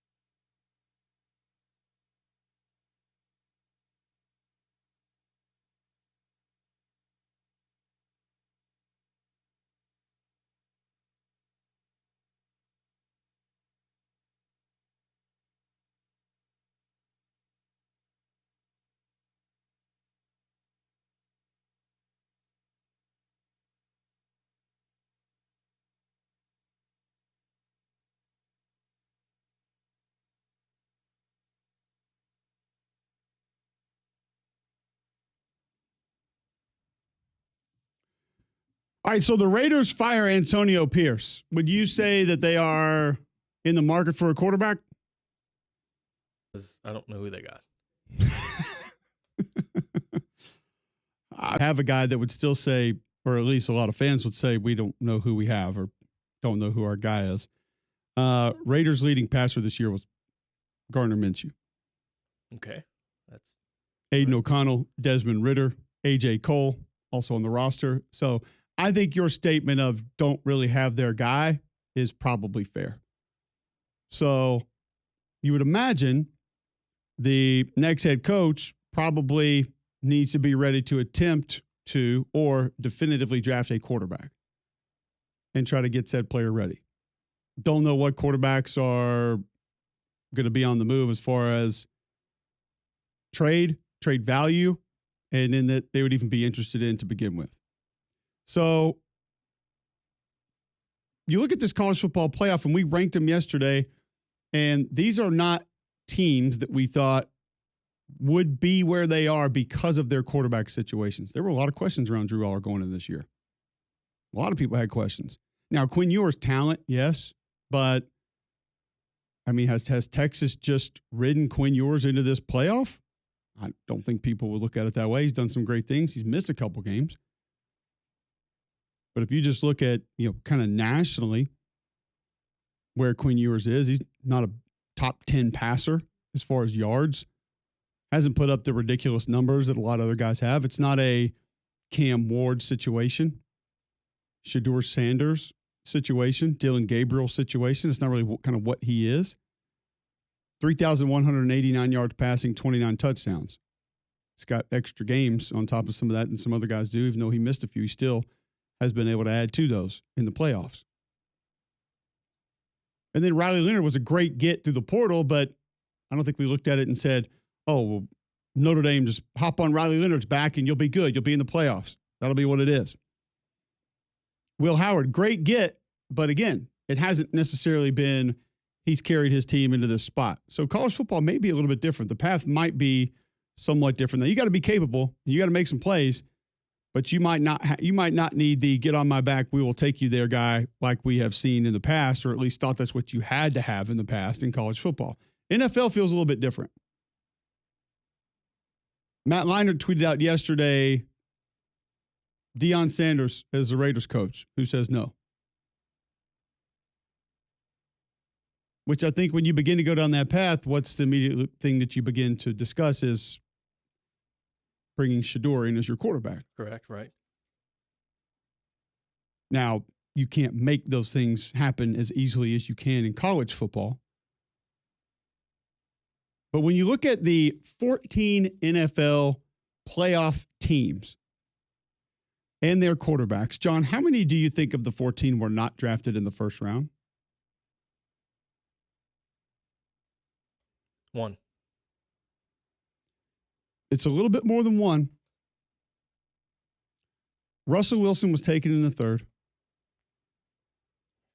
Jalen Hurts was taken in the 2nd. Oh, yeah, that's right. Yeah. You go down these quarterbacks in this NFL playoff, and if you don't think that taking a guy early or getting a guy off the board in a hurry, well, Jared Goff was 1st overall, Baker Mayfield 1st overall, Matt Stafford 1st overall, C.J. Stroud 2nd overall, Sam Darnold 3rd overall, Jaden Daniels 2nd overall, Josh Allen 7th overall, Patrick Mahomes 10th overall, Justin Herbert 6th overall, Bo Nix, 12th overall. Jordan Love, 26th overall. I mean, there's 2 quarterbacks in the NFL playoffs right now that were not drafted in the first round, 1 second and 1 in the 3rd. Which essentially says if you want to get there, you better find this guy. And the chances are you're finding this guy early. Yes, is Tom Brady the unicorn and the anomaly to all of this quarterback discussion in the NFL forever and ever and ever? Probably, yes. But you also have a blueprint right now with this postseason of guys that were taken off the board early and have proven that that's most likely the way you're going to have to go if you're going to get to where you want to be in the NFL.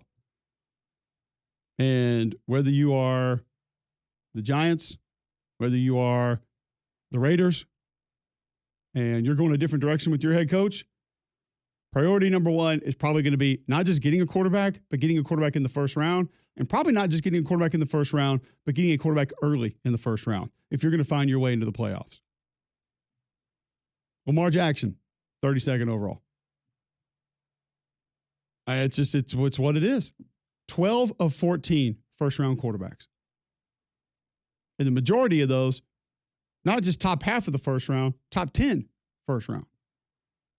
That's where the guys are that are going to be able to get you to the promised land in the National Football League. And that's something that's just a little bit different maybe right now in college football, where we're seeing teams with defense.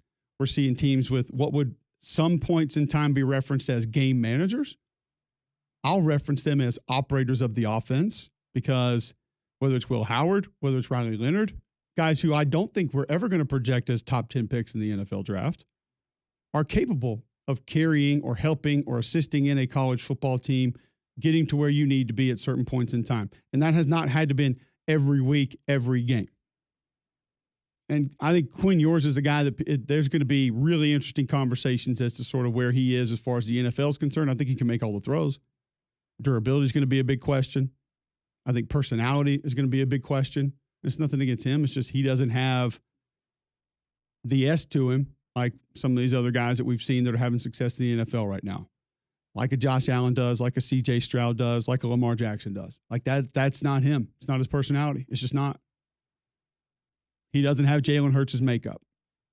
And some people will knock him for that. Some people won't care about that. But if you're going to win in the NFL, you better have that guy early, off the board, and then be ready to start building around him because that's the way it's going to be, and that's what's going to get you there. So it's just interesting to look at that when I saw the different quarterbacks and where they were. And then when we talked yesterday about the quarterbacks in the college football playoff and these last four teams standing, and it's not that they weren't high-profile recruits. It's not that people didn't want them. But one time with Kansas State and one time with Duke. I mean,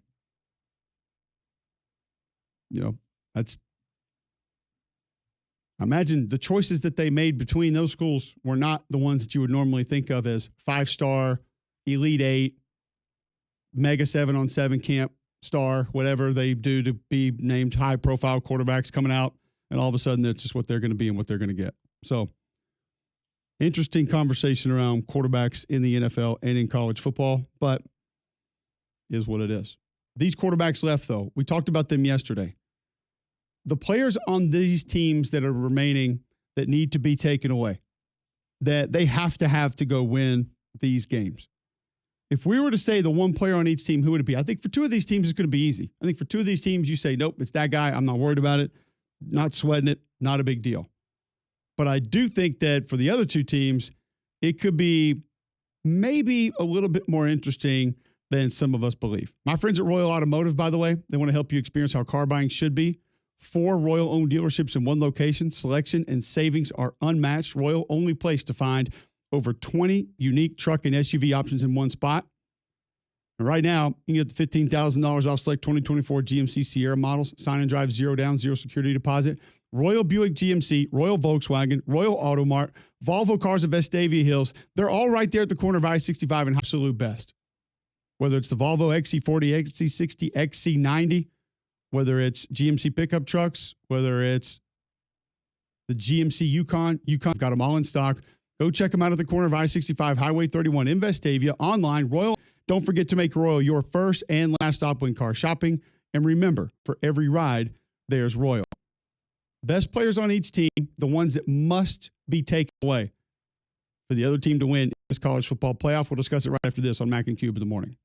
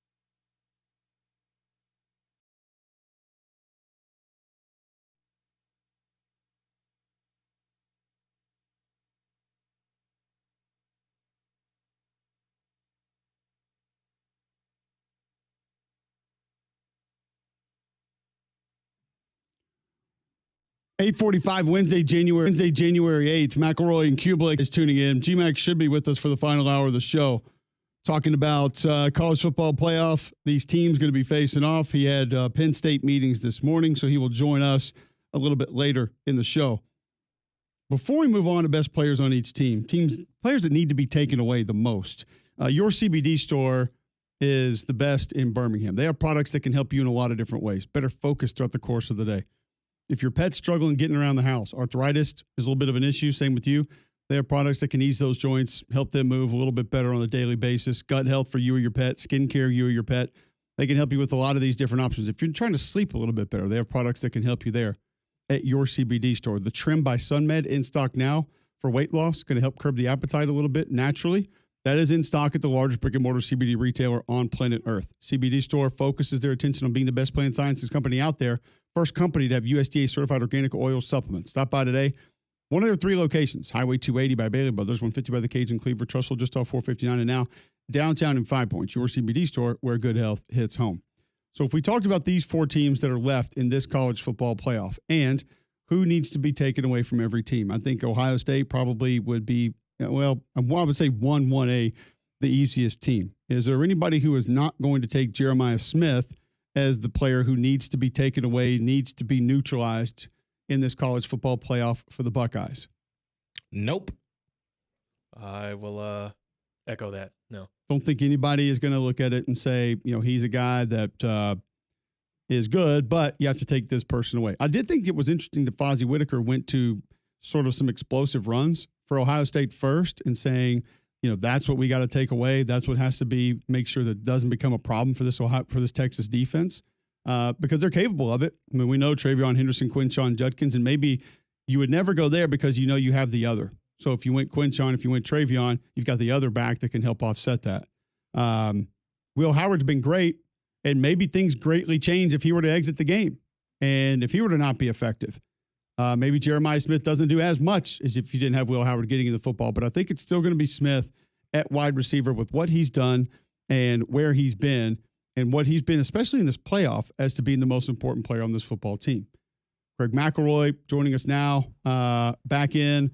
GMAC, we're talking best players on each of these teams. The one that probably, if you could take one away or neutralize one, he would definitely be, given the quality of running back depth that almost every team has. I mean, every team has 2 that's remaining in the field.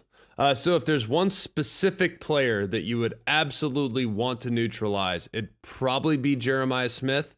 But if you're looking at it from more of a holistic standpoint, like who is a guy that is most capable of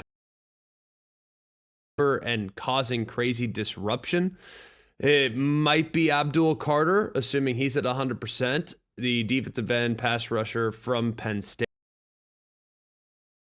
But yeah, I mean, Jeremiah Smith's the take over the game guy that makes everyone better. I mean, wide receivers opens the whole world up. So if I can't have a quarterback, it'd be Jeremiah Smith more than likely, or Abdul Carter. By the way, we spoke a little bit earlier on Abdul Carter and what his status was going to be. Pete Thamel reporting that apparently James Franklin is saying that Abdul Carter will be available for this game tomorrow night. So he will play. Now, what's his status percentage-wise? We don't know. Franklin said, quote, "We anticipate Abdul playing. He's doing everything possibly he can to play. It'll be a game-time decision, and we'll see." Sounds like that's a go to me, G-Mac. That's my assumption. It's just a matter of whether or not he's 100%. If you look at the injury, it was play 17 against Boise State. He got kind of pushed down onto his left arm, left shoulder. Most of the game, he's going to be lined up over the left tackle most of the game, rushing off the quarterback's blind side. So that left arm is of pretty significant importance. Knowing that if he's going to go long arm or something like that, that's the shoulder and the arm that would be engaged. So I don't know if he'll be at 100%. I think he'll try. I'd be surprised if he didn't at least give it a go. It's just how effective will he be? Because in his absence last week, guys did a pretty good job filling in for Abdul Carter, and maybe a 100% Amin Vanover, number 15, used on first and second down, and a 100% 18 Max Granville on third down, maybe the combination of those two is better than an 85% Abdul Carter. I don't know the answer to that. It's just, I think, a matter of whether or not he's as effective knowing that he's less than 100% with that left arm. All right, let's move on to Penn State. You said it could be Abdul Carter. He could be a guy who takes over, but I don't know how it couldn't be Tyler Warren for me. If you're talking about the best player on the team that if you had the opportunity to say, we neutralized him, we mitigated his success against us, for me, it would have to be Tyler Warren. I would probably say Tyler Warren, right? I mean, he'd have to be the go-to guy and probably be the number one all-points bulletin slowing him down, right? The thing about Tyler Warren is I think he's a better player against zone than he is against man, and Notre Dame runs a lot of man. So I wonder, and what he does on vertical routes against man coverage is really good. He knows how to track the ball in the air. He knows how to create late separation. If the ball is well thrown and well placed, then he can go up and snag it. But he is definitely a better zone tight end in coverage than he is a man separator, because he's not crazy quick. He's just big and lumbering and strong. So I do think that it will be interesting to see if Notre Dame feels like they can match up one-on-one with him in man coverage. Will they? Or do they feel the need to double him? That will be something really interesting. I think a cat and mouse, because Notre Dame's going to play man. That goes without saying. It's just about whether or not their safeties, who I think are both excellent in man coverage, if their safeties are physical enough to match up with Tyler Warren, because they're certainly quick enough. It's just, are they physical enough to kind of handle him when the ball's in the air? There's different contexts to this conversation, too. Starting over at Ohio State, if I said, who's their best football player? Is it going to be Jeremiah Smith for you? Their linebacker is pretty good. Quinshawn, Travion, good football players. Football players, like down. I don't know. Jeremiah Smith the most outrageously. But at the same time, I don't know best football player, because football player to me is always blocking, running, tackling, etc., doing football things. But I don't know. I think it's a great call, a great question. Yeah, I think I would still go Jeremiah Smith, because he actually gives good effort blocking. Like, he'll get after you. He's not afraid to get out there and mix it up and try to do it. You guys, John, Damian, Jeremiah Smith, if I just said best football player on Ohio State's team. Yeah, I'll probably lean Jeremiah Smith. Possibly Caleb Downs. But no, when it really counts, I'd roll with him. Caleb Downs deserves to be in the conversation. I'm just Jeremiah Smith feels like the guy there's nothing you can do about. Yeah. Tyler Warren, would he be that guy for Penn State for you guys? Yes. Yeah, that's his best football player. Greg, best football player, Tyler Warren.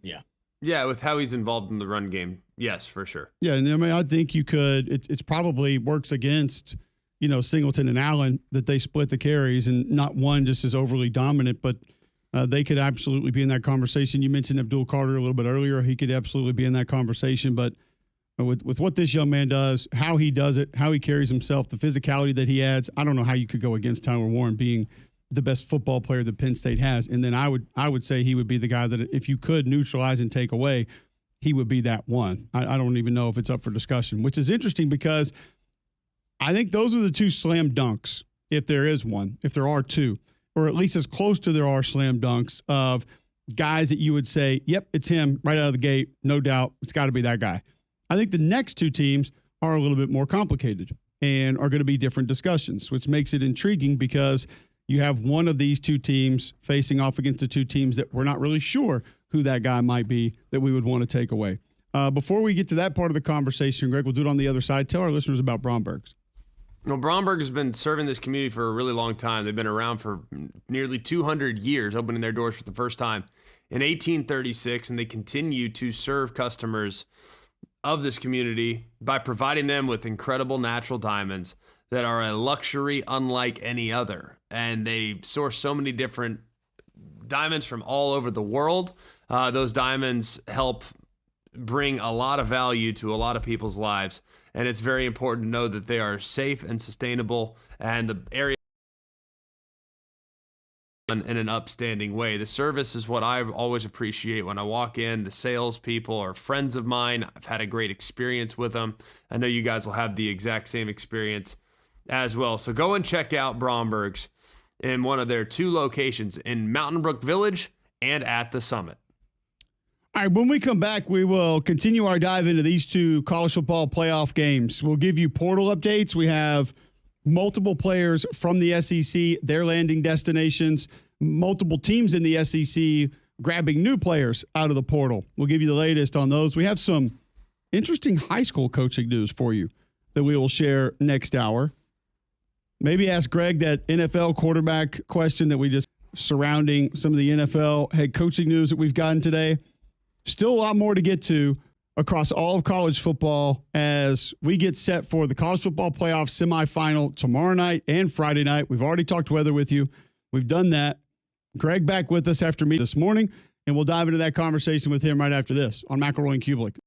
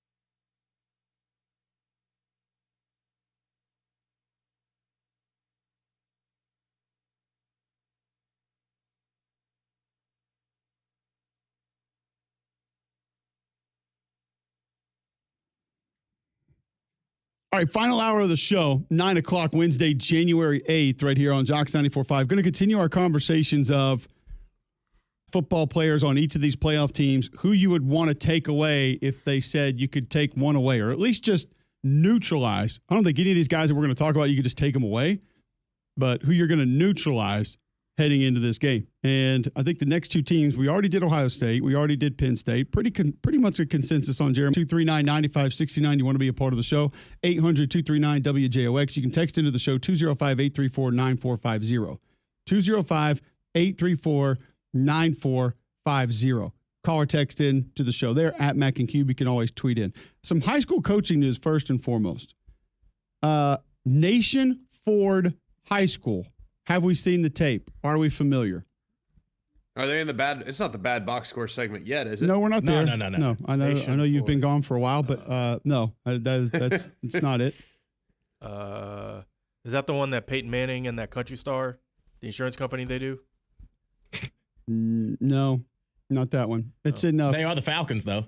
Okay, it's in Fort Hill. They're a blue ribbon school. Fort Hill, South Carolina. Oh, okay. Yeah. Their new head football coach is Jake Bentley. I feel old. Wasn't he just in college? Well, he was in college for a long time. Right. First and foremost. Okay. So. Yeah, I thought he was still playing for Utah. No. Did not have that much eligibility. That's Cam Rising you're thinking about. It's still playing for Utah. So, yeah, Jake Bentley will be the new head football coach at Nation Ford High School.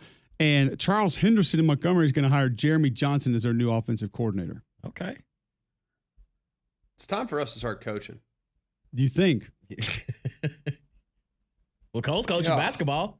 Hey, G-Mac, ain't you coaching basketball We have too? a game Saturday. Yeah, I don't think we're going to have it, but yeah. Yeah, right. Yeah. Do you think it's going to get – it's an indoor sport. Are you worried about some weather? No, I just think that they're going to say ice on the roads. It's just don't even worry about getting out. We're not going to do that to you. Just, yeah. Soft.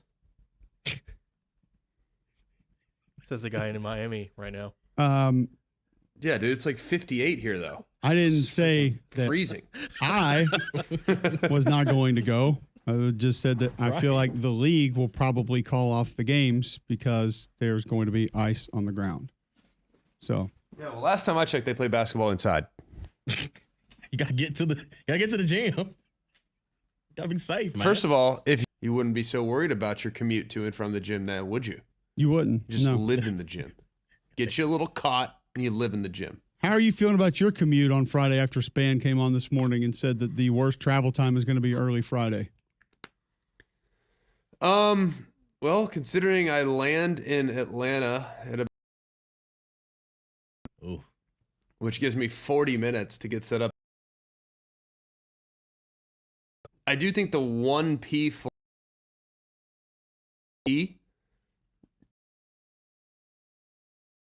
I think I'll be okay. I'm hopeful.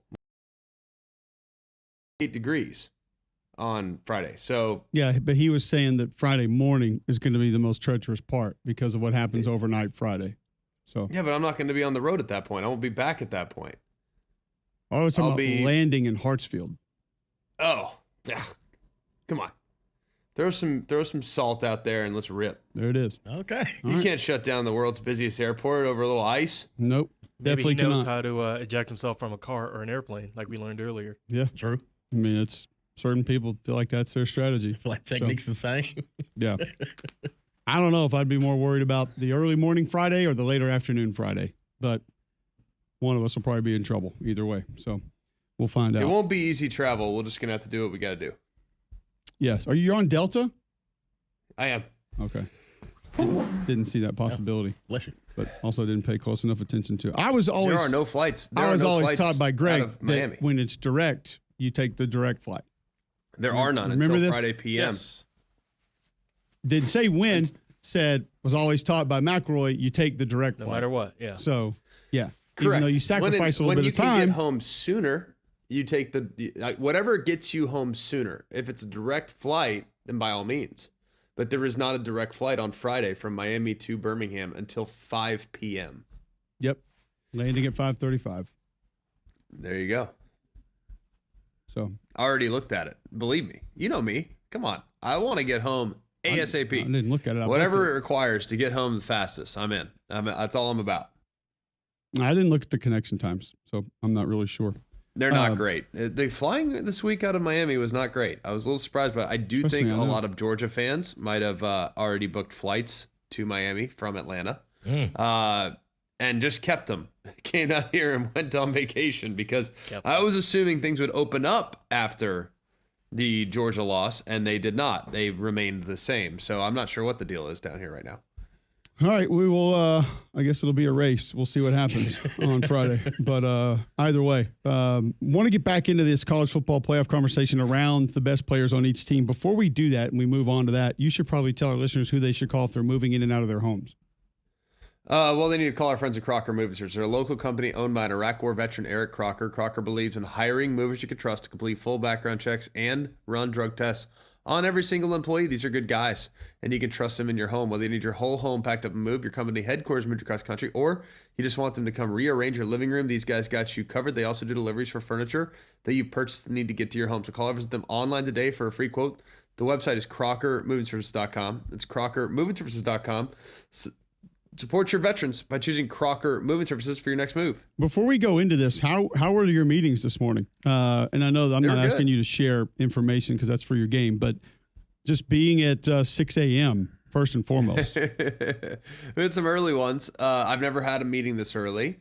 It is, in fairness, 7 a.m. where I'm at right now. That's when Maine's got underway. James Franklin had to get from Miami, where they are staying at the Intercontinental, to the press conference, which I believe is about 45 minutes from their hotel, which made more sense as to why the meetings were as early as they were. Andy Kotelnicki and Tom Allen followed him, got a good half hour with the coaches, which was excellent. I've known Andy Kotelnicki for years, doing, the Bahamas Bowl when they were at Buffalo, and kind of got to know that staff and Lance Leipold back, that would have been December of 2019. So it's been a while that we've had a bit of a relationship, and I'm really impressed with his process. It hasn't changed much, but he does adjust to the personnel, and he's done a really good job, I think, with this offense at Penn State. They've really kind of come into their own. I think they're playing their best football, and there's a lot to feel encouraged about with the growth that they've made since the Ohio State game, like week 7 or 8. And then as far as the defensive side is concerned, Tom Allen, he's always done a great job. We actually spent quite a bit of time in our call talking about Kane Womack and how this defense was of not just Tom Allen, but also Kane Womack and his dad, Dave Womack, and how they kind of put this thing together over the course of a number of years. Dating 10, 11, 12 years ago when they all spent time at either Illinois and then ultimately at Indiana and other places. So really pretty fascinating conversation, and one that's kind of come full circle for those that are listening to the show. A lot of what Penn State does is a lot of what it's obviously a very effective style of defense that Penn State's utilized all season. So let's roll to that one off of the Penn State defense to Texas and who that player would be for Texas. First and foremost, if we just said best football player on the Texas football team, who would that be? Either Anthony Ford or Colin Simmons. It's hard to push back on either. This is a tough one, man. Like I really think that. I think Wingo could be in that mix. Jake Majors. No, I don't think athletically he's going to be anywhere near some of these other guys that we're going to talk about. Kelvin Banks, look how long. He is a good player, but no, I don't think that you would say he's the best player on the Texas football team, just overall football player. I do think Anthony Hill Jr. would probably be in that mix. Maybe even with the year that Anthony Ford. I think you did, yeah. That was one of our Anthony and Arius Ford were twins on our football team in high school, and they played football at Georgetown together. That's hilarious. I have not said the name Anthony Ford in a really long time. I don't know where that came from, but yes, Anthony Hill. Yeah. Anthony Ford, if he played for Texas, would have been a beast as well. Because Anthony Hill is going to walk up on the edge. He'll rush the passer. He can be a sideline to sideline guy. He can physically hold his own against offensive linemen. I think. And Colin Simmons still young, but you see the capabilities there of being able to play inside, outside a little bit, being able to drop back in coverage some, rush the passer, what he's able to do. It's hard to say one of the receivers, though, just because, I mean, it's been Isaiah Bond for a minute. It's been Matthew Golden for a minute. It's been Wingo for a minute. I mean, it feels like it just rotates around that group. They're all super talented. But I do think this is a more difficult conversation. Like if you were James Franklin if you were Ryan Day and someone came to you and said, hey, we can take one of these guys out of this game. We can be able to lock him down or we'll be able to block him on every play and he's not going to affect the game. Like who would that be? who would that player be for you? I don't – if you say Colin Simmons, you still got Barron Sorrell. You still got Ethan Burke. You still have Trey Moore. So it's not like that spot's vacated of guys who are going to be able to get to the quarterback. If you take one of the receivers away, like I just stated, you got 3 or 4 other ones that can still be a detriment to your team. And maybe this is moving from best player to most important player, but I just wanted to go best player first. And it's a little bit of a ceiling discussion, but Colin Simmons is probably where I would end up landing. Right now, Anthony Hill, who is going to be the best player over time, I'll take Colin Simmons. Yeah, I think that's fair. I'd probably go as far as down in, down out contribution. It'd have to be Anthony Hill, right? Like if we're talking about down in, down out contribution where you have an impact potentially on every play, it'd be hard not to pick him. Is that fair? No doubt. Yeah, I'd be with you there.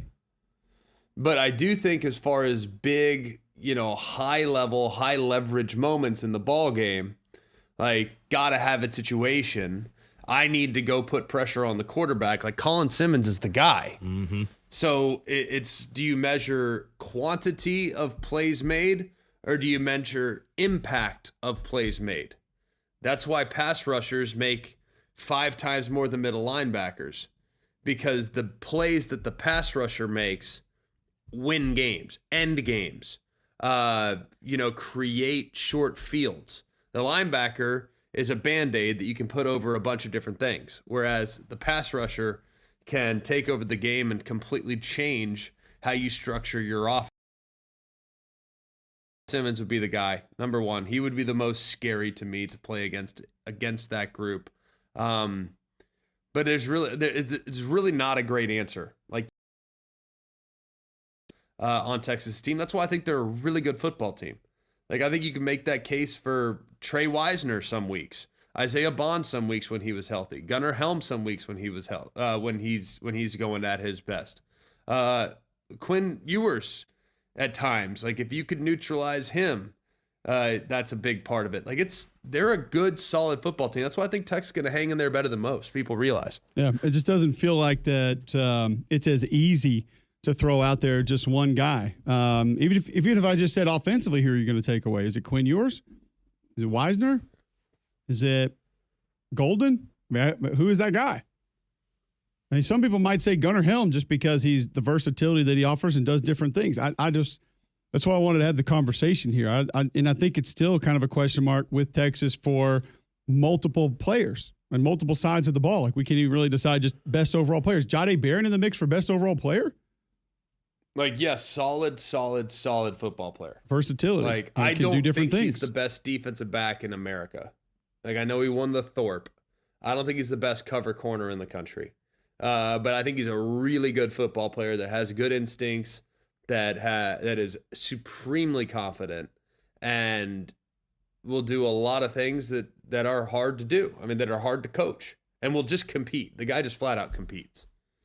So if we said finally, I'm asking you that question, one guy, I think I'm going to switch my vote and go with you. Anthony Hill Jr. is going to be the player that I would sort of mitigate, take out, not want to be a part of this. Greg, what would be your final vote for Texas, who you would take away? Anthony Hill. Just down and down out. I think in a game like that, having a guy that can impact every single snap is impactful. And knowing how quickly Will Howard's probably going to get rid of pass rushers are going to be impactful. I mean, like he's getting rid of it so quickly the last couple weeks. I mean, get him to hold it just a little bit longer, then it'd be easier to pick a pass rusher. But I don't know about you, man. Like I just can't do that right now. Oh, John, which direction do you go with Texas? I felt all along it was Anthony Ford. He's the guy. That Anthony Ford was always the guy. Don't forget that. Which Ford was Never the guy? played at Texas, but was a great Georgetown. Next, which Ford twin gives you the most issues on Mac and Cube in the morning? All right, Damian, Texas, who are you taking away if you're given that opportunity? I think I'll still go with Colin Simmons. Okay. Colin Simmons, that guy for Damian. When we come back, Notre Dame team, this might be even more difficult conversation as to how we're going to handle that and how we're going to manage it. But tell our listeners about Shinar Flooring first, G-Mac. Well, Shannara Flooring does a great job, and if you're thinking about making some changes, replacing your floor is not something that is easy to decide upon. But finding the flooring company that you can trust and you know is going to do a great job, it might even be more difficult than deciding to make this big switch. Will they be there on time? Will they do it the right way? Will they be respectful of your home? At Shannara Flooring, they understand those concerns, and they put your mind at ease so you don't have to worry. That's why the owner and his team, they built a foundation of trust and integrity. So whether you're replacing old carpet or upgrading the hardwood, you know that Fu and his team at Shannara Flooring and Homewood will get the job done the right way. So when it's time for new flooring, ask yourself, call who? Call Fu. Call them direct at 205-518-6423 and see all the new styles for 2025 at shannaraflooring.com. All right, we fight on with more college football discussion next on Mac and Cube in the morning.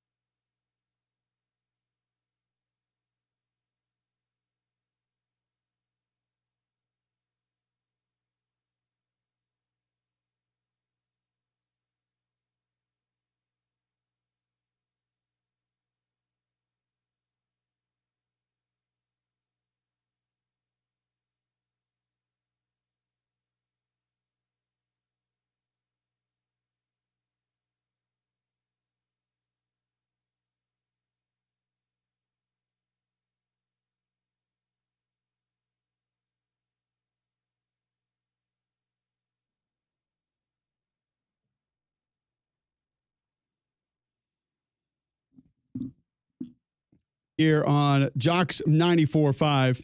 Appreciate you guys tuning in. Listen online, jocksfm.com. App is in your app store, IOX 945. As we move towards Notre Dame and the best football player on their team, and then maybe how that relates to being the best player or the player that you would want to take away and who that player would be. Let's start with best football player, Greg. Just all around, best player on the Notre Dame football team, who would you have?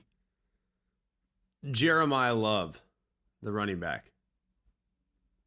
Which is interesting because his status, not real certain what it's going to be.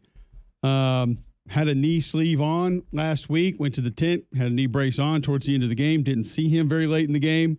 Not real sure exactly how much that's going to be. It's not a, I mean, listen, he's super explosive. He's a guy that obviously gave you that 98-yard touchdown run against Indiana, but somebody who definitely going to be in that mix for a lot of folks. I think for me, would he also fall into the category of if you could take one player away, it would be him? I think that'd probably be him, but the problem is if you take him away, then fine, you got Jarian Price to deal with. Yep. It's not like he's the one. It's like he's the one back. So I'm hesitant to take away a guy that I know can be replaced potentially and not have the drop off be too significant. Now, is Jadarian Price the type of guy that can go for 30 carries in a game? I don't know about that, but we've seen in the last 2 weeks how many combined carries against Indiana and against Georgia. How many combined carries Jeremiah Love have? 15 in 2 games? Yeah. It's not that many. So I don't know, man. I think that he is the most explosive and the most unicorn-like player, but I don't know if he's necessarily the obvious choice for many people. Jeremiah Love, 8 carries against Indiana, 6 carries, 19 yards against Georgia. So the workload not necessarily been there. I think the player that I'm going to select is going to be applicable for both. I think he is the best football player on the team. I also think that he is the guy that if I had the choice, I would want to take away. Actually, no, he's not. I'm going to change that. Best football player on the team, Xavier Watts.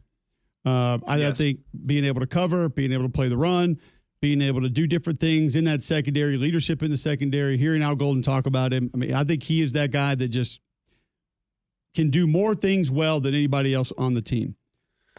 But I'm still going to go back to if there's a guy that I can say, we want to force him into having a bad game. We want to force his effectiveness to not be a net positive for this game. It's going to be Riley Leonard. And that's not the statistics. That's not the big numbers. That's not, explosive plays. And you know this as well as anybody, Greg. You've called him a couple of times this year. You've had both their playoff games so far. The maneuvering of the pocket, the getting the ball out on time, the avoiding catastrophe plays, the quarterback runs every now and then, the scrambles every now and then, knowing when to leave the pocket, when to just tuck it and run, not trying to dance around the pocket and keep a play alive too long. Just spitting the ball out at the last second to different guys, whether it's a back out of the backfield or a tight end or receiver over the middle, and just making that into a 4-yard gain or an 8-yard gain instead of a 4-yard loss or an 8-yard loss.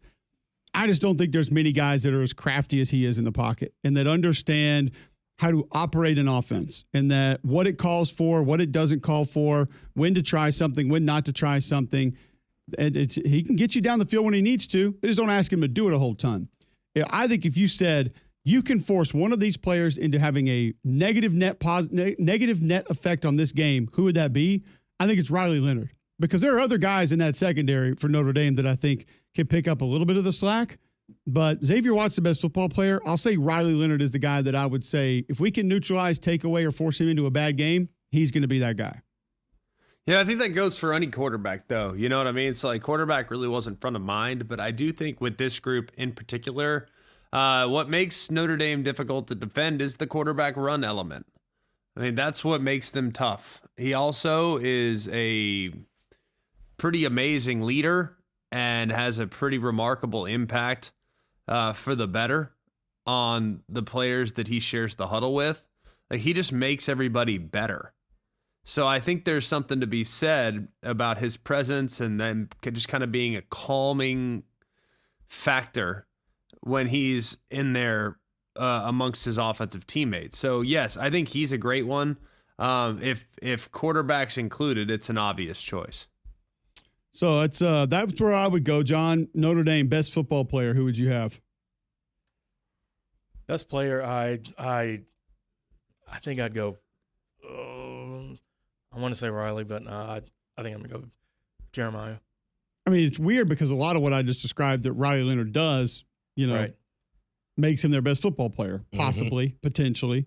I just think Xavier Watts is more capable physically of doing more things in an explosive manner. What about the guy? And in this game too, I mean, they're going to be going against end, which is going to require an awful lot from the safety position. So I think in this game, Xavier Watts is a very appropriate answer, more so than most games, honestly, when you take that into consideration. What about player you'd want to take away, John? It's probably going to be Jack Kaiser. He did a lot last week. Mm-hmm. And when you look at how he's used in pressures and then, being able to make plays, do different things. I mean, it's not a bad choice because he impacts the games in a lot of ways. One of Cody Simon's best games was against Penn State. I know he had a sack. I think he had another tackle for loss too. So he's going to be one that Kaiser would be one that kind of rove around. And so that being able to stop and limit that, if I don't know if Jarrell is going to need to be mobile to do that, or if they bring a tight end just to kind of to chip him or something. But if they can limit the way that Kaiser can at least try and spook Aller, I think Notre Dame that will at least make Penn State give him a fighting shot. Damien, where would you go best player? I would go Riley Leonard. I would. And I didn't realize that Riley Leonard has 831 rushing yards this season. Yeah. And I guess I just didn't realize when he was at Duke how much he was asked to run the football. But he really has legit speed. He just knows how to get to it. He kind of reminds me of a more polished Diego Pavia. He's not as reckless, but he just has the feel like the gamer. Let's go, rewind. He's not reckless. You should stop it right there. And just overall impact. Because to be as reckless as Pavia is just flat reckless. I would say Riley Leonard, not reckless. Yeah. Diego, too reckless, or just reckless in general. And sometimes that works for him. But as we saw later in the season, there are times that it doesn't. And like Greg said, when I asked Greg last week, I was like, what is the last catastrophe play that Riley Leonard made? He's like, Northern Illinois. It's wild to think about that. Yeah. I mean, even the best quarterbacks in college football probably have had a more consistent streak of catastrophe plays or back-breaking plays, even though their team was good enough to think about. Proceed. My apologies for interrupting. No, you're good. Just to, I just didn't realize how much of an impact that Riley Leonard's legs play a factor into what Notre Dame's success is as well. Like we talk about Jeremiah Love, he may not be able to bust the 98-yard run, but he has the potential of still getting over 100 yards rushing by himself and still, making sure that he does what he needs to do in the passing game. Absolutely. I would say the one other guy and Cole, you saw him up close. I'm just talking about like a bona fide. There's a whole lot about him. From a national media as we go a cut deeper, the wide receiver, you saw him, that guy he can separate, he's got agility, cross in the spring, so and now January he's playing. Look at the amount of targets he's gotten. Talk about just get on the ball and go. No one really knows about. It's different. He's got a different level of acceleration. He's got a different level in the field last week. They don't have another guy like him, number one. And so he becomes more important, more critical to what they do because there are not a lot of guys like him. The other thing that I would say about this game, Greg, and I agree with you, he can go and he takes high percentage throws and can make them into explosive plays, which is valuable.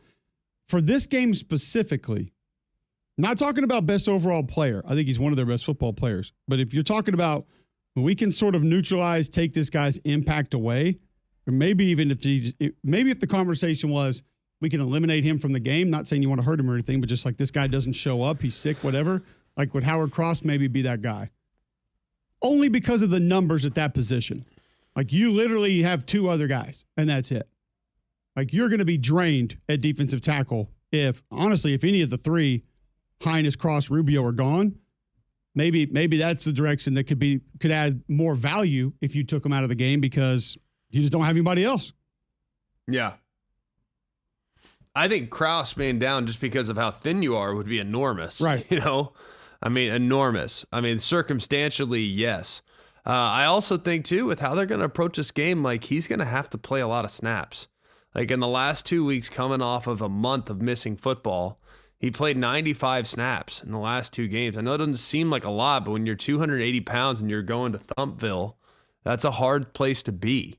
So he's played a lot of snaps the last couple of weeks, and he's going to have to continue because with the guards he's going to see at Penn State, you got one that's 348, one that's 325. Like, they're big, and he's given up 50 pounds because they're going to have to probably continue to be super aggressive with their movement stuff. But I also think with Penn State does enough zone runs and does enough perimeter zone run where I don't know if they'll be able to move as much as they'd probably like. You tell me. Like, do you think they'll be able to do as much movement as they want to do? Better not. With the threat of stretch zone always being in the back of their mind? Better not. Boise tried it some and paid the price dearly. You got to be careful with how they manage that inside-outside zone plate and get north and south. It's tough to defend. Very difficult to defend. All right, so we'll sort of scrap the college football playoff discussion for today. We have some transfer portal updates that we need to get to you on the other side. Just some kind of floating around. I want to ask Greg our Georgia question that we talked about a little earlier in the show. We'll do that on the Brombergs one more time before we go to break. Well, Brombergs is terrific. I know that you guys will have a great experience when you go and shop with their incredible sales staff. They're going to make sure that you have what you want. These are purchases that could last a lifetime. They could last multiple lifetimes. This could be generational heirloom pieces that you are purchasing at Brombergs, and you need to appreciate and I know they appreciate just how important and meaningful this purchase may be, and their sales staff leaves no stone unturned, no pun intended. And some of those stones, the natural diamonds, come from all over the world. They are sourced from a whole bunch of different places, and they are all sourced the right way, and they'll help support local economies in difficult parts of the country different parts of the world to get to. And it's really impressive to know the story behind that diamond when you make that purchase. So go and check them out at Bromberg's in Mountain Village and at the Summit. All right, we will get to a break, come back, talk transfer portal next on Mac and Cube in the morning.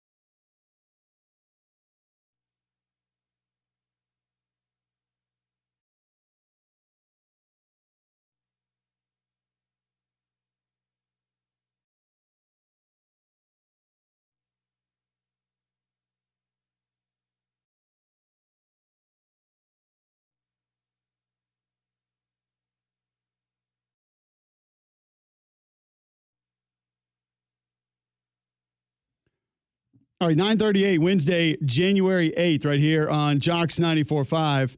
Greg, before we get to that, earlier in the show, I asked the question, should we begin to be a little bit concerned about the Georgia Bulldogs? And it's not that we don't think they can win games or Kirby Smart's going to compete for a title or that they have a chance to win a national championship, but just being that team that plugs and goes and is automatically one of the best in the SEC year in, year out. We're talking about going into the next season.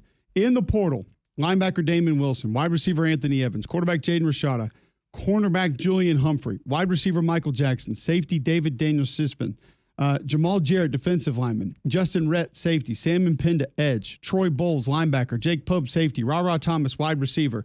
They're getting Zach and Zion Branch, Jaden Harris, Miami, and UAB safety Adrian Maddox. Also off to the NFL, guard Dylan Fairchild, guard Tate Raptivin, Michael Williams, wide receiver Aaron Smith, linebacker Smell Munden, quarterback Carson Beck, safety Malachi Starks, Xavier Truss is going to graduate. That's a massive list of production and talent to be able to just rinse and repeat anymore. Yeah, I don't think so. I mean, I feel like everybody on annual basis, like we got to go keep 20, what have you. But there's are going to be in. But yeah, I'm with considering like they really weren't very good this year. A little bit of selective memory as it relates to Bama, and they lost, obviously. But if you look at how many close not in a while, it doesn't that was for the better part. And as the day is long, the game against Auburn, the game against Florida might have been different. The was the Tennessee game. That was about the. They didn't look great in the game against Texas, but they found a way. So you got a lost team.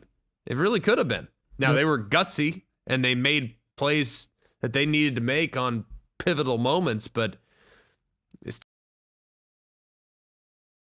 go as a national champion. That's for sure. Yeah, no doubt. All right, so we look at the transfer portal quickly. South Carolina going to get Utah State running back Rashal Faison, also played at Marshall. Good get for the Gamecocks. I love when you ask me these. Like I have any idea what that guy's capable of or how good he is. 1,109 yards, 8 rushing touchdowns last year. Oregon's going to get Tulane running back Mekhi Hughes. You like that one? He's a good back. Really good back. I think that's a great get for Oregon. They're also going to get, this is an interesting one, Alabama/Florida State wide receiver Malik Benson. Oh, boy. Where's he going? Oregon. What could go wrong? More yards next year. Ajay Hall at Sacramento State or Malik Benson at Oregon? I'm going to go Ajay Hall if he plays. Really? If he plays. No, there's no if. You can't do that. Think about this, though. Think about how cool it's going to be to look at Malik Benson's background when he's doing what we do at ESPN. And we see him on College Football Live or whatever. When we see the helmets of the teams he played for. Like I have 5 helmets in my backdrop. He's going to have 5 helmets, and he played for all 5 teams. That's pretty cool. Don't take that for granted. Going to look like the College Football Playoff or the Hall of Fame. Just have I mean, seriously, think about it. You played at Alabama, Florida State, and Oregon. Like, that's a pretty good trifecta of places to have played. Either. That might not be it. Arkansas gets Auburn safety Caleb Wooten. Iowa, I'm interested in your thoughts on this one, Greg. Gets I know it. Gronkowski. South Dakota State quarterback Mark Gronkowski, 10,330 passing yards, 1,767 rushing yards, 130 total touchdowns. But they got Hank Brown. They also have Mark Gronkowski. Who you got, Hank Brown or Mark Gronkowski? Well, Hank Brown solves all your problems. So, I mean, you got to give him that. That's going to make it tough for Gronk to come in there and play. I don't know if he's as much of a problem solver. So we'll see. Most accurate quarterback of all time. Kansas State gets former Alabama edge Jay Sean Ross. Haven't seen the tape. Boston College gets former Alabama tight end Ty Lockwood. Tennessee gets former Alabama wide receiver Amari Jefferson. Hey, he played against Mercer. And who? That's about it. I'm not gonna lie. Like, I seriously, sometimes these guys, I know the roster better than I feel like just about anybody. And there are people sometimes that jump in the portal that end up at a certain place. I'm like, I don't even know who that guy is. Ty Lockwood 1 for 5 last year. Okay. I mean, I remember the name, you know what I mean? But I don't recall ever. And I watched every single offensive snap of Alabama this past year. I know you did too. I don't have a catch for Amari Jefferson, by the way. He was on the field. How many? He was on the field. 0. It's a none. Doesn't mean he won't be a good player. It's Not just, saying I that. don't know. I don't, like, they did not flash. Like, we always use that term, flash. Did they flash? No, they didn't flash. I never saw him on the field. Doesn't mean they're not going to be a good player. They might go on to become an elite player. You know who didn't flash at Alabama? Went on to become a pretty good player in his own right. You know, that little running back that went to Tennessee and now has set all sorts of records in New Orleans Saints, Alvin Kamara. Like, he didn't flash either. Yeah. You know what I mean? So, like, it doesn't mean they won't go on and become a great player. It just, people get all bent out of shape about, oh, we lost this guy. Well, I don't even know who that guy was. Like, I didn't see him last year. Like, maybe he's great. I just don't know anything about him. On the ocean and run in circles and create a whirlpool.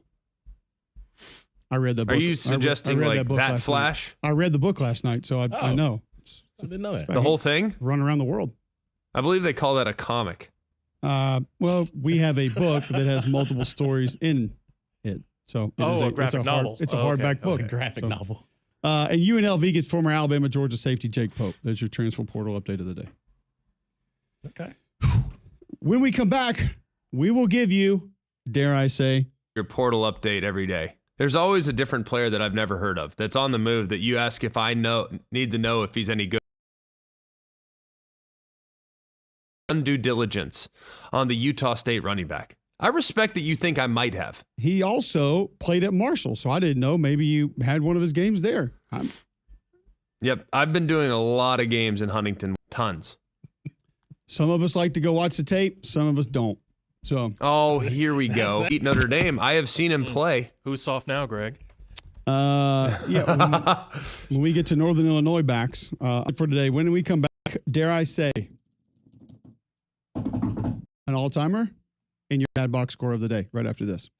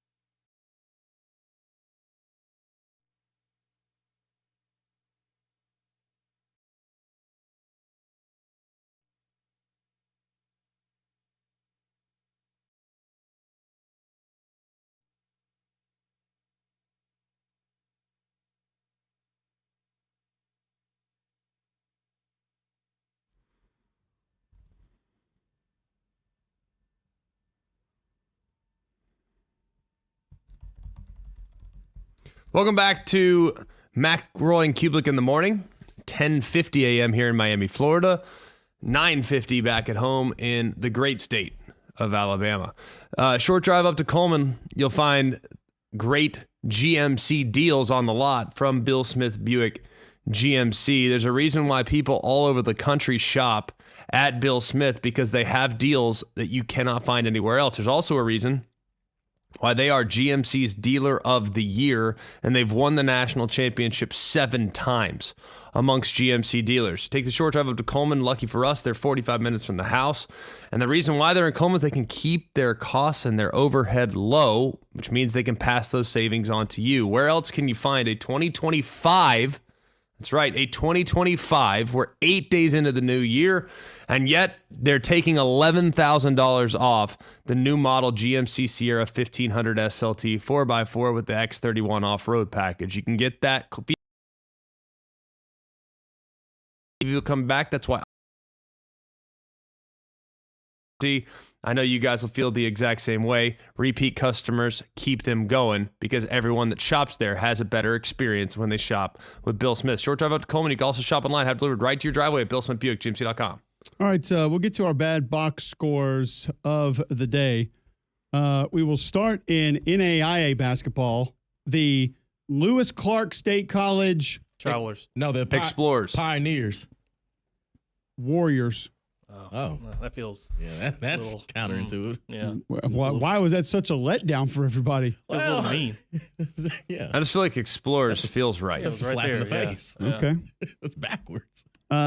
They knocked off the Warner Pacific University. They are also the Warriors. No, they're the Blondes. The what? Blondes. Warner. Come on. They're the Knights. Oh. Final score of 83-38 yesterday. Your score after the first period, 21-3. Okay.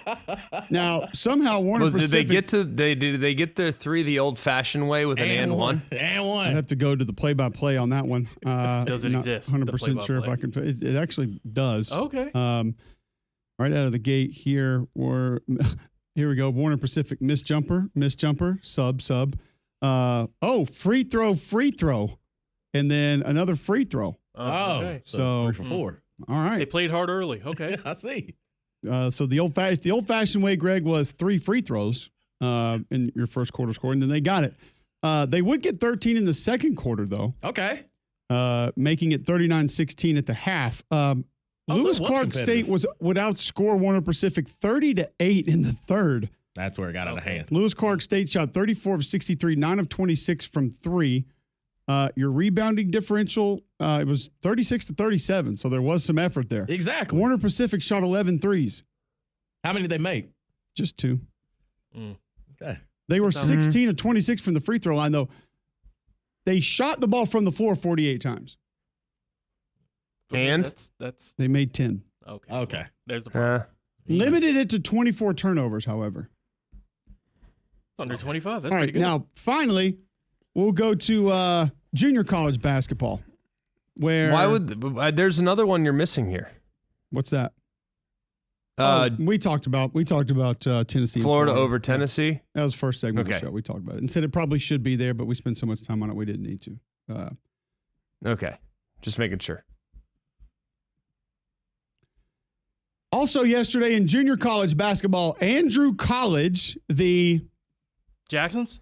Yes. No. Oh. Johnsons. Fighting Tigers.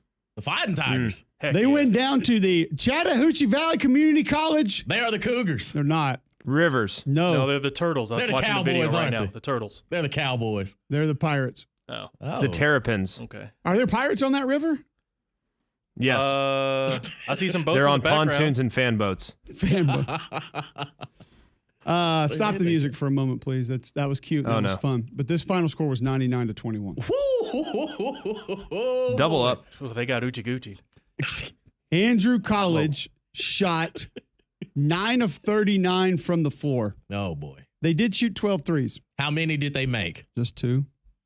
They shot 4 free Why throws. is that important? Okay, that's okay. They made 1. Okay, that's not okay. They were out rebounded 35-21. Okay. I don't know if this is real, honest to God. Stop this. Turn that off for a second. Apparently, last night, Andrew College turned it over 52 times. 52? Now, And they scored 21 points? Keep in mind, Still pretty good. they shot the ball 39 times. Oh, that was a fast-paced game. And they recorded 52 turnovers in the game. That's insane. They did not say, I'll try, like Alan Jackson.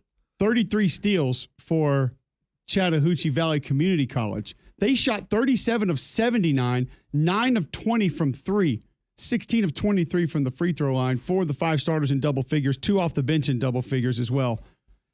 Yeah. Oh, boy. 99-21, Greg, you giving that an all-timer? I would say that's on the verge. If they would have been 100-21, definitely all-time. Definitely, yeah. Your score at the half? But I got to get the triple dig. 55-11. It's okay, guys. It's 5 o'clock somewhere.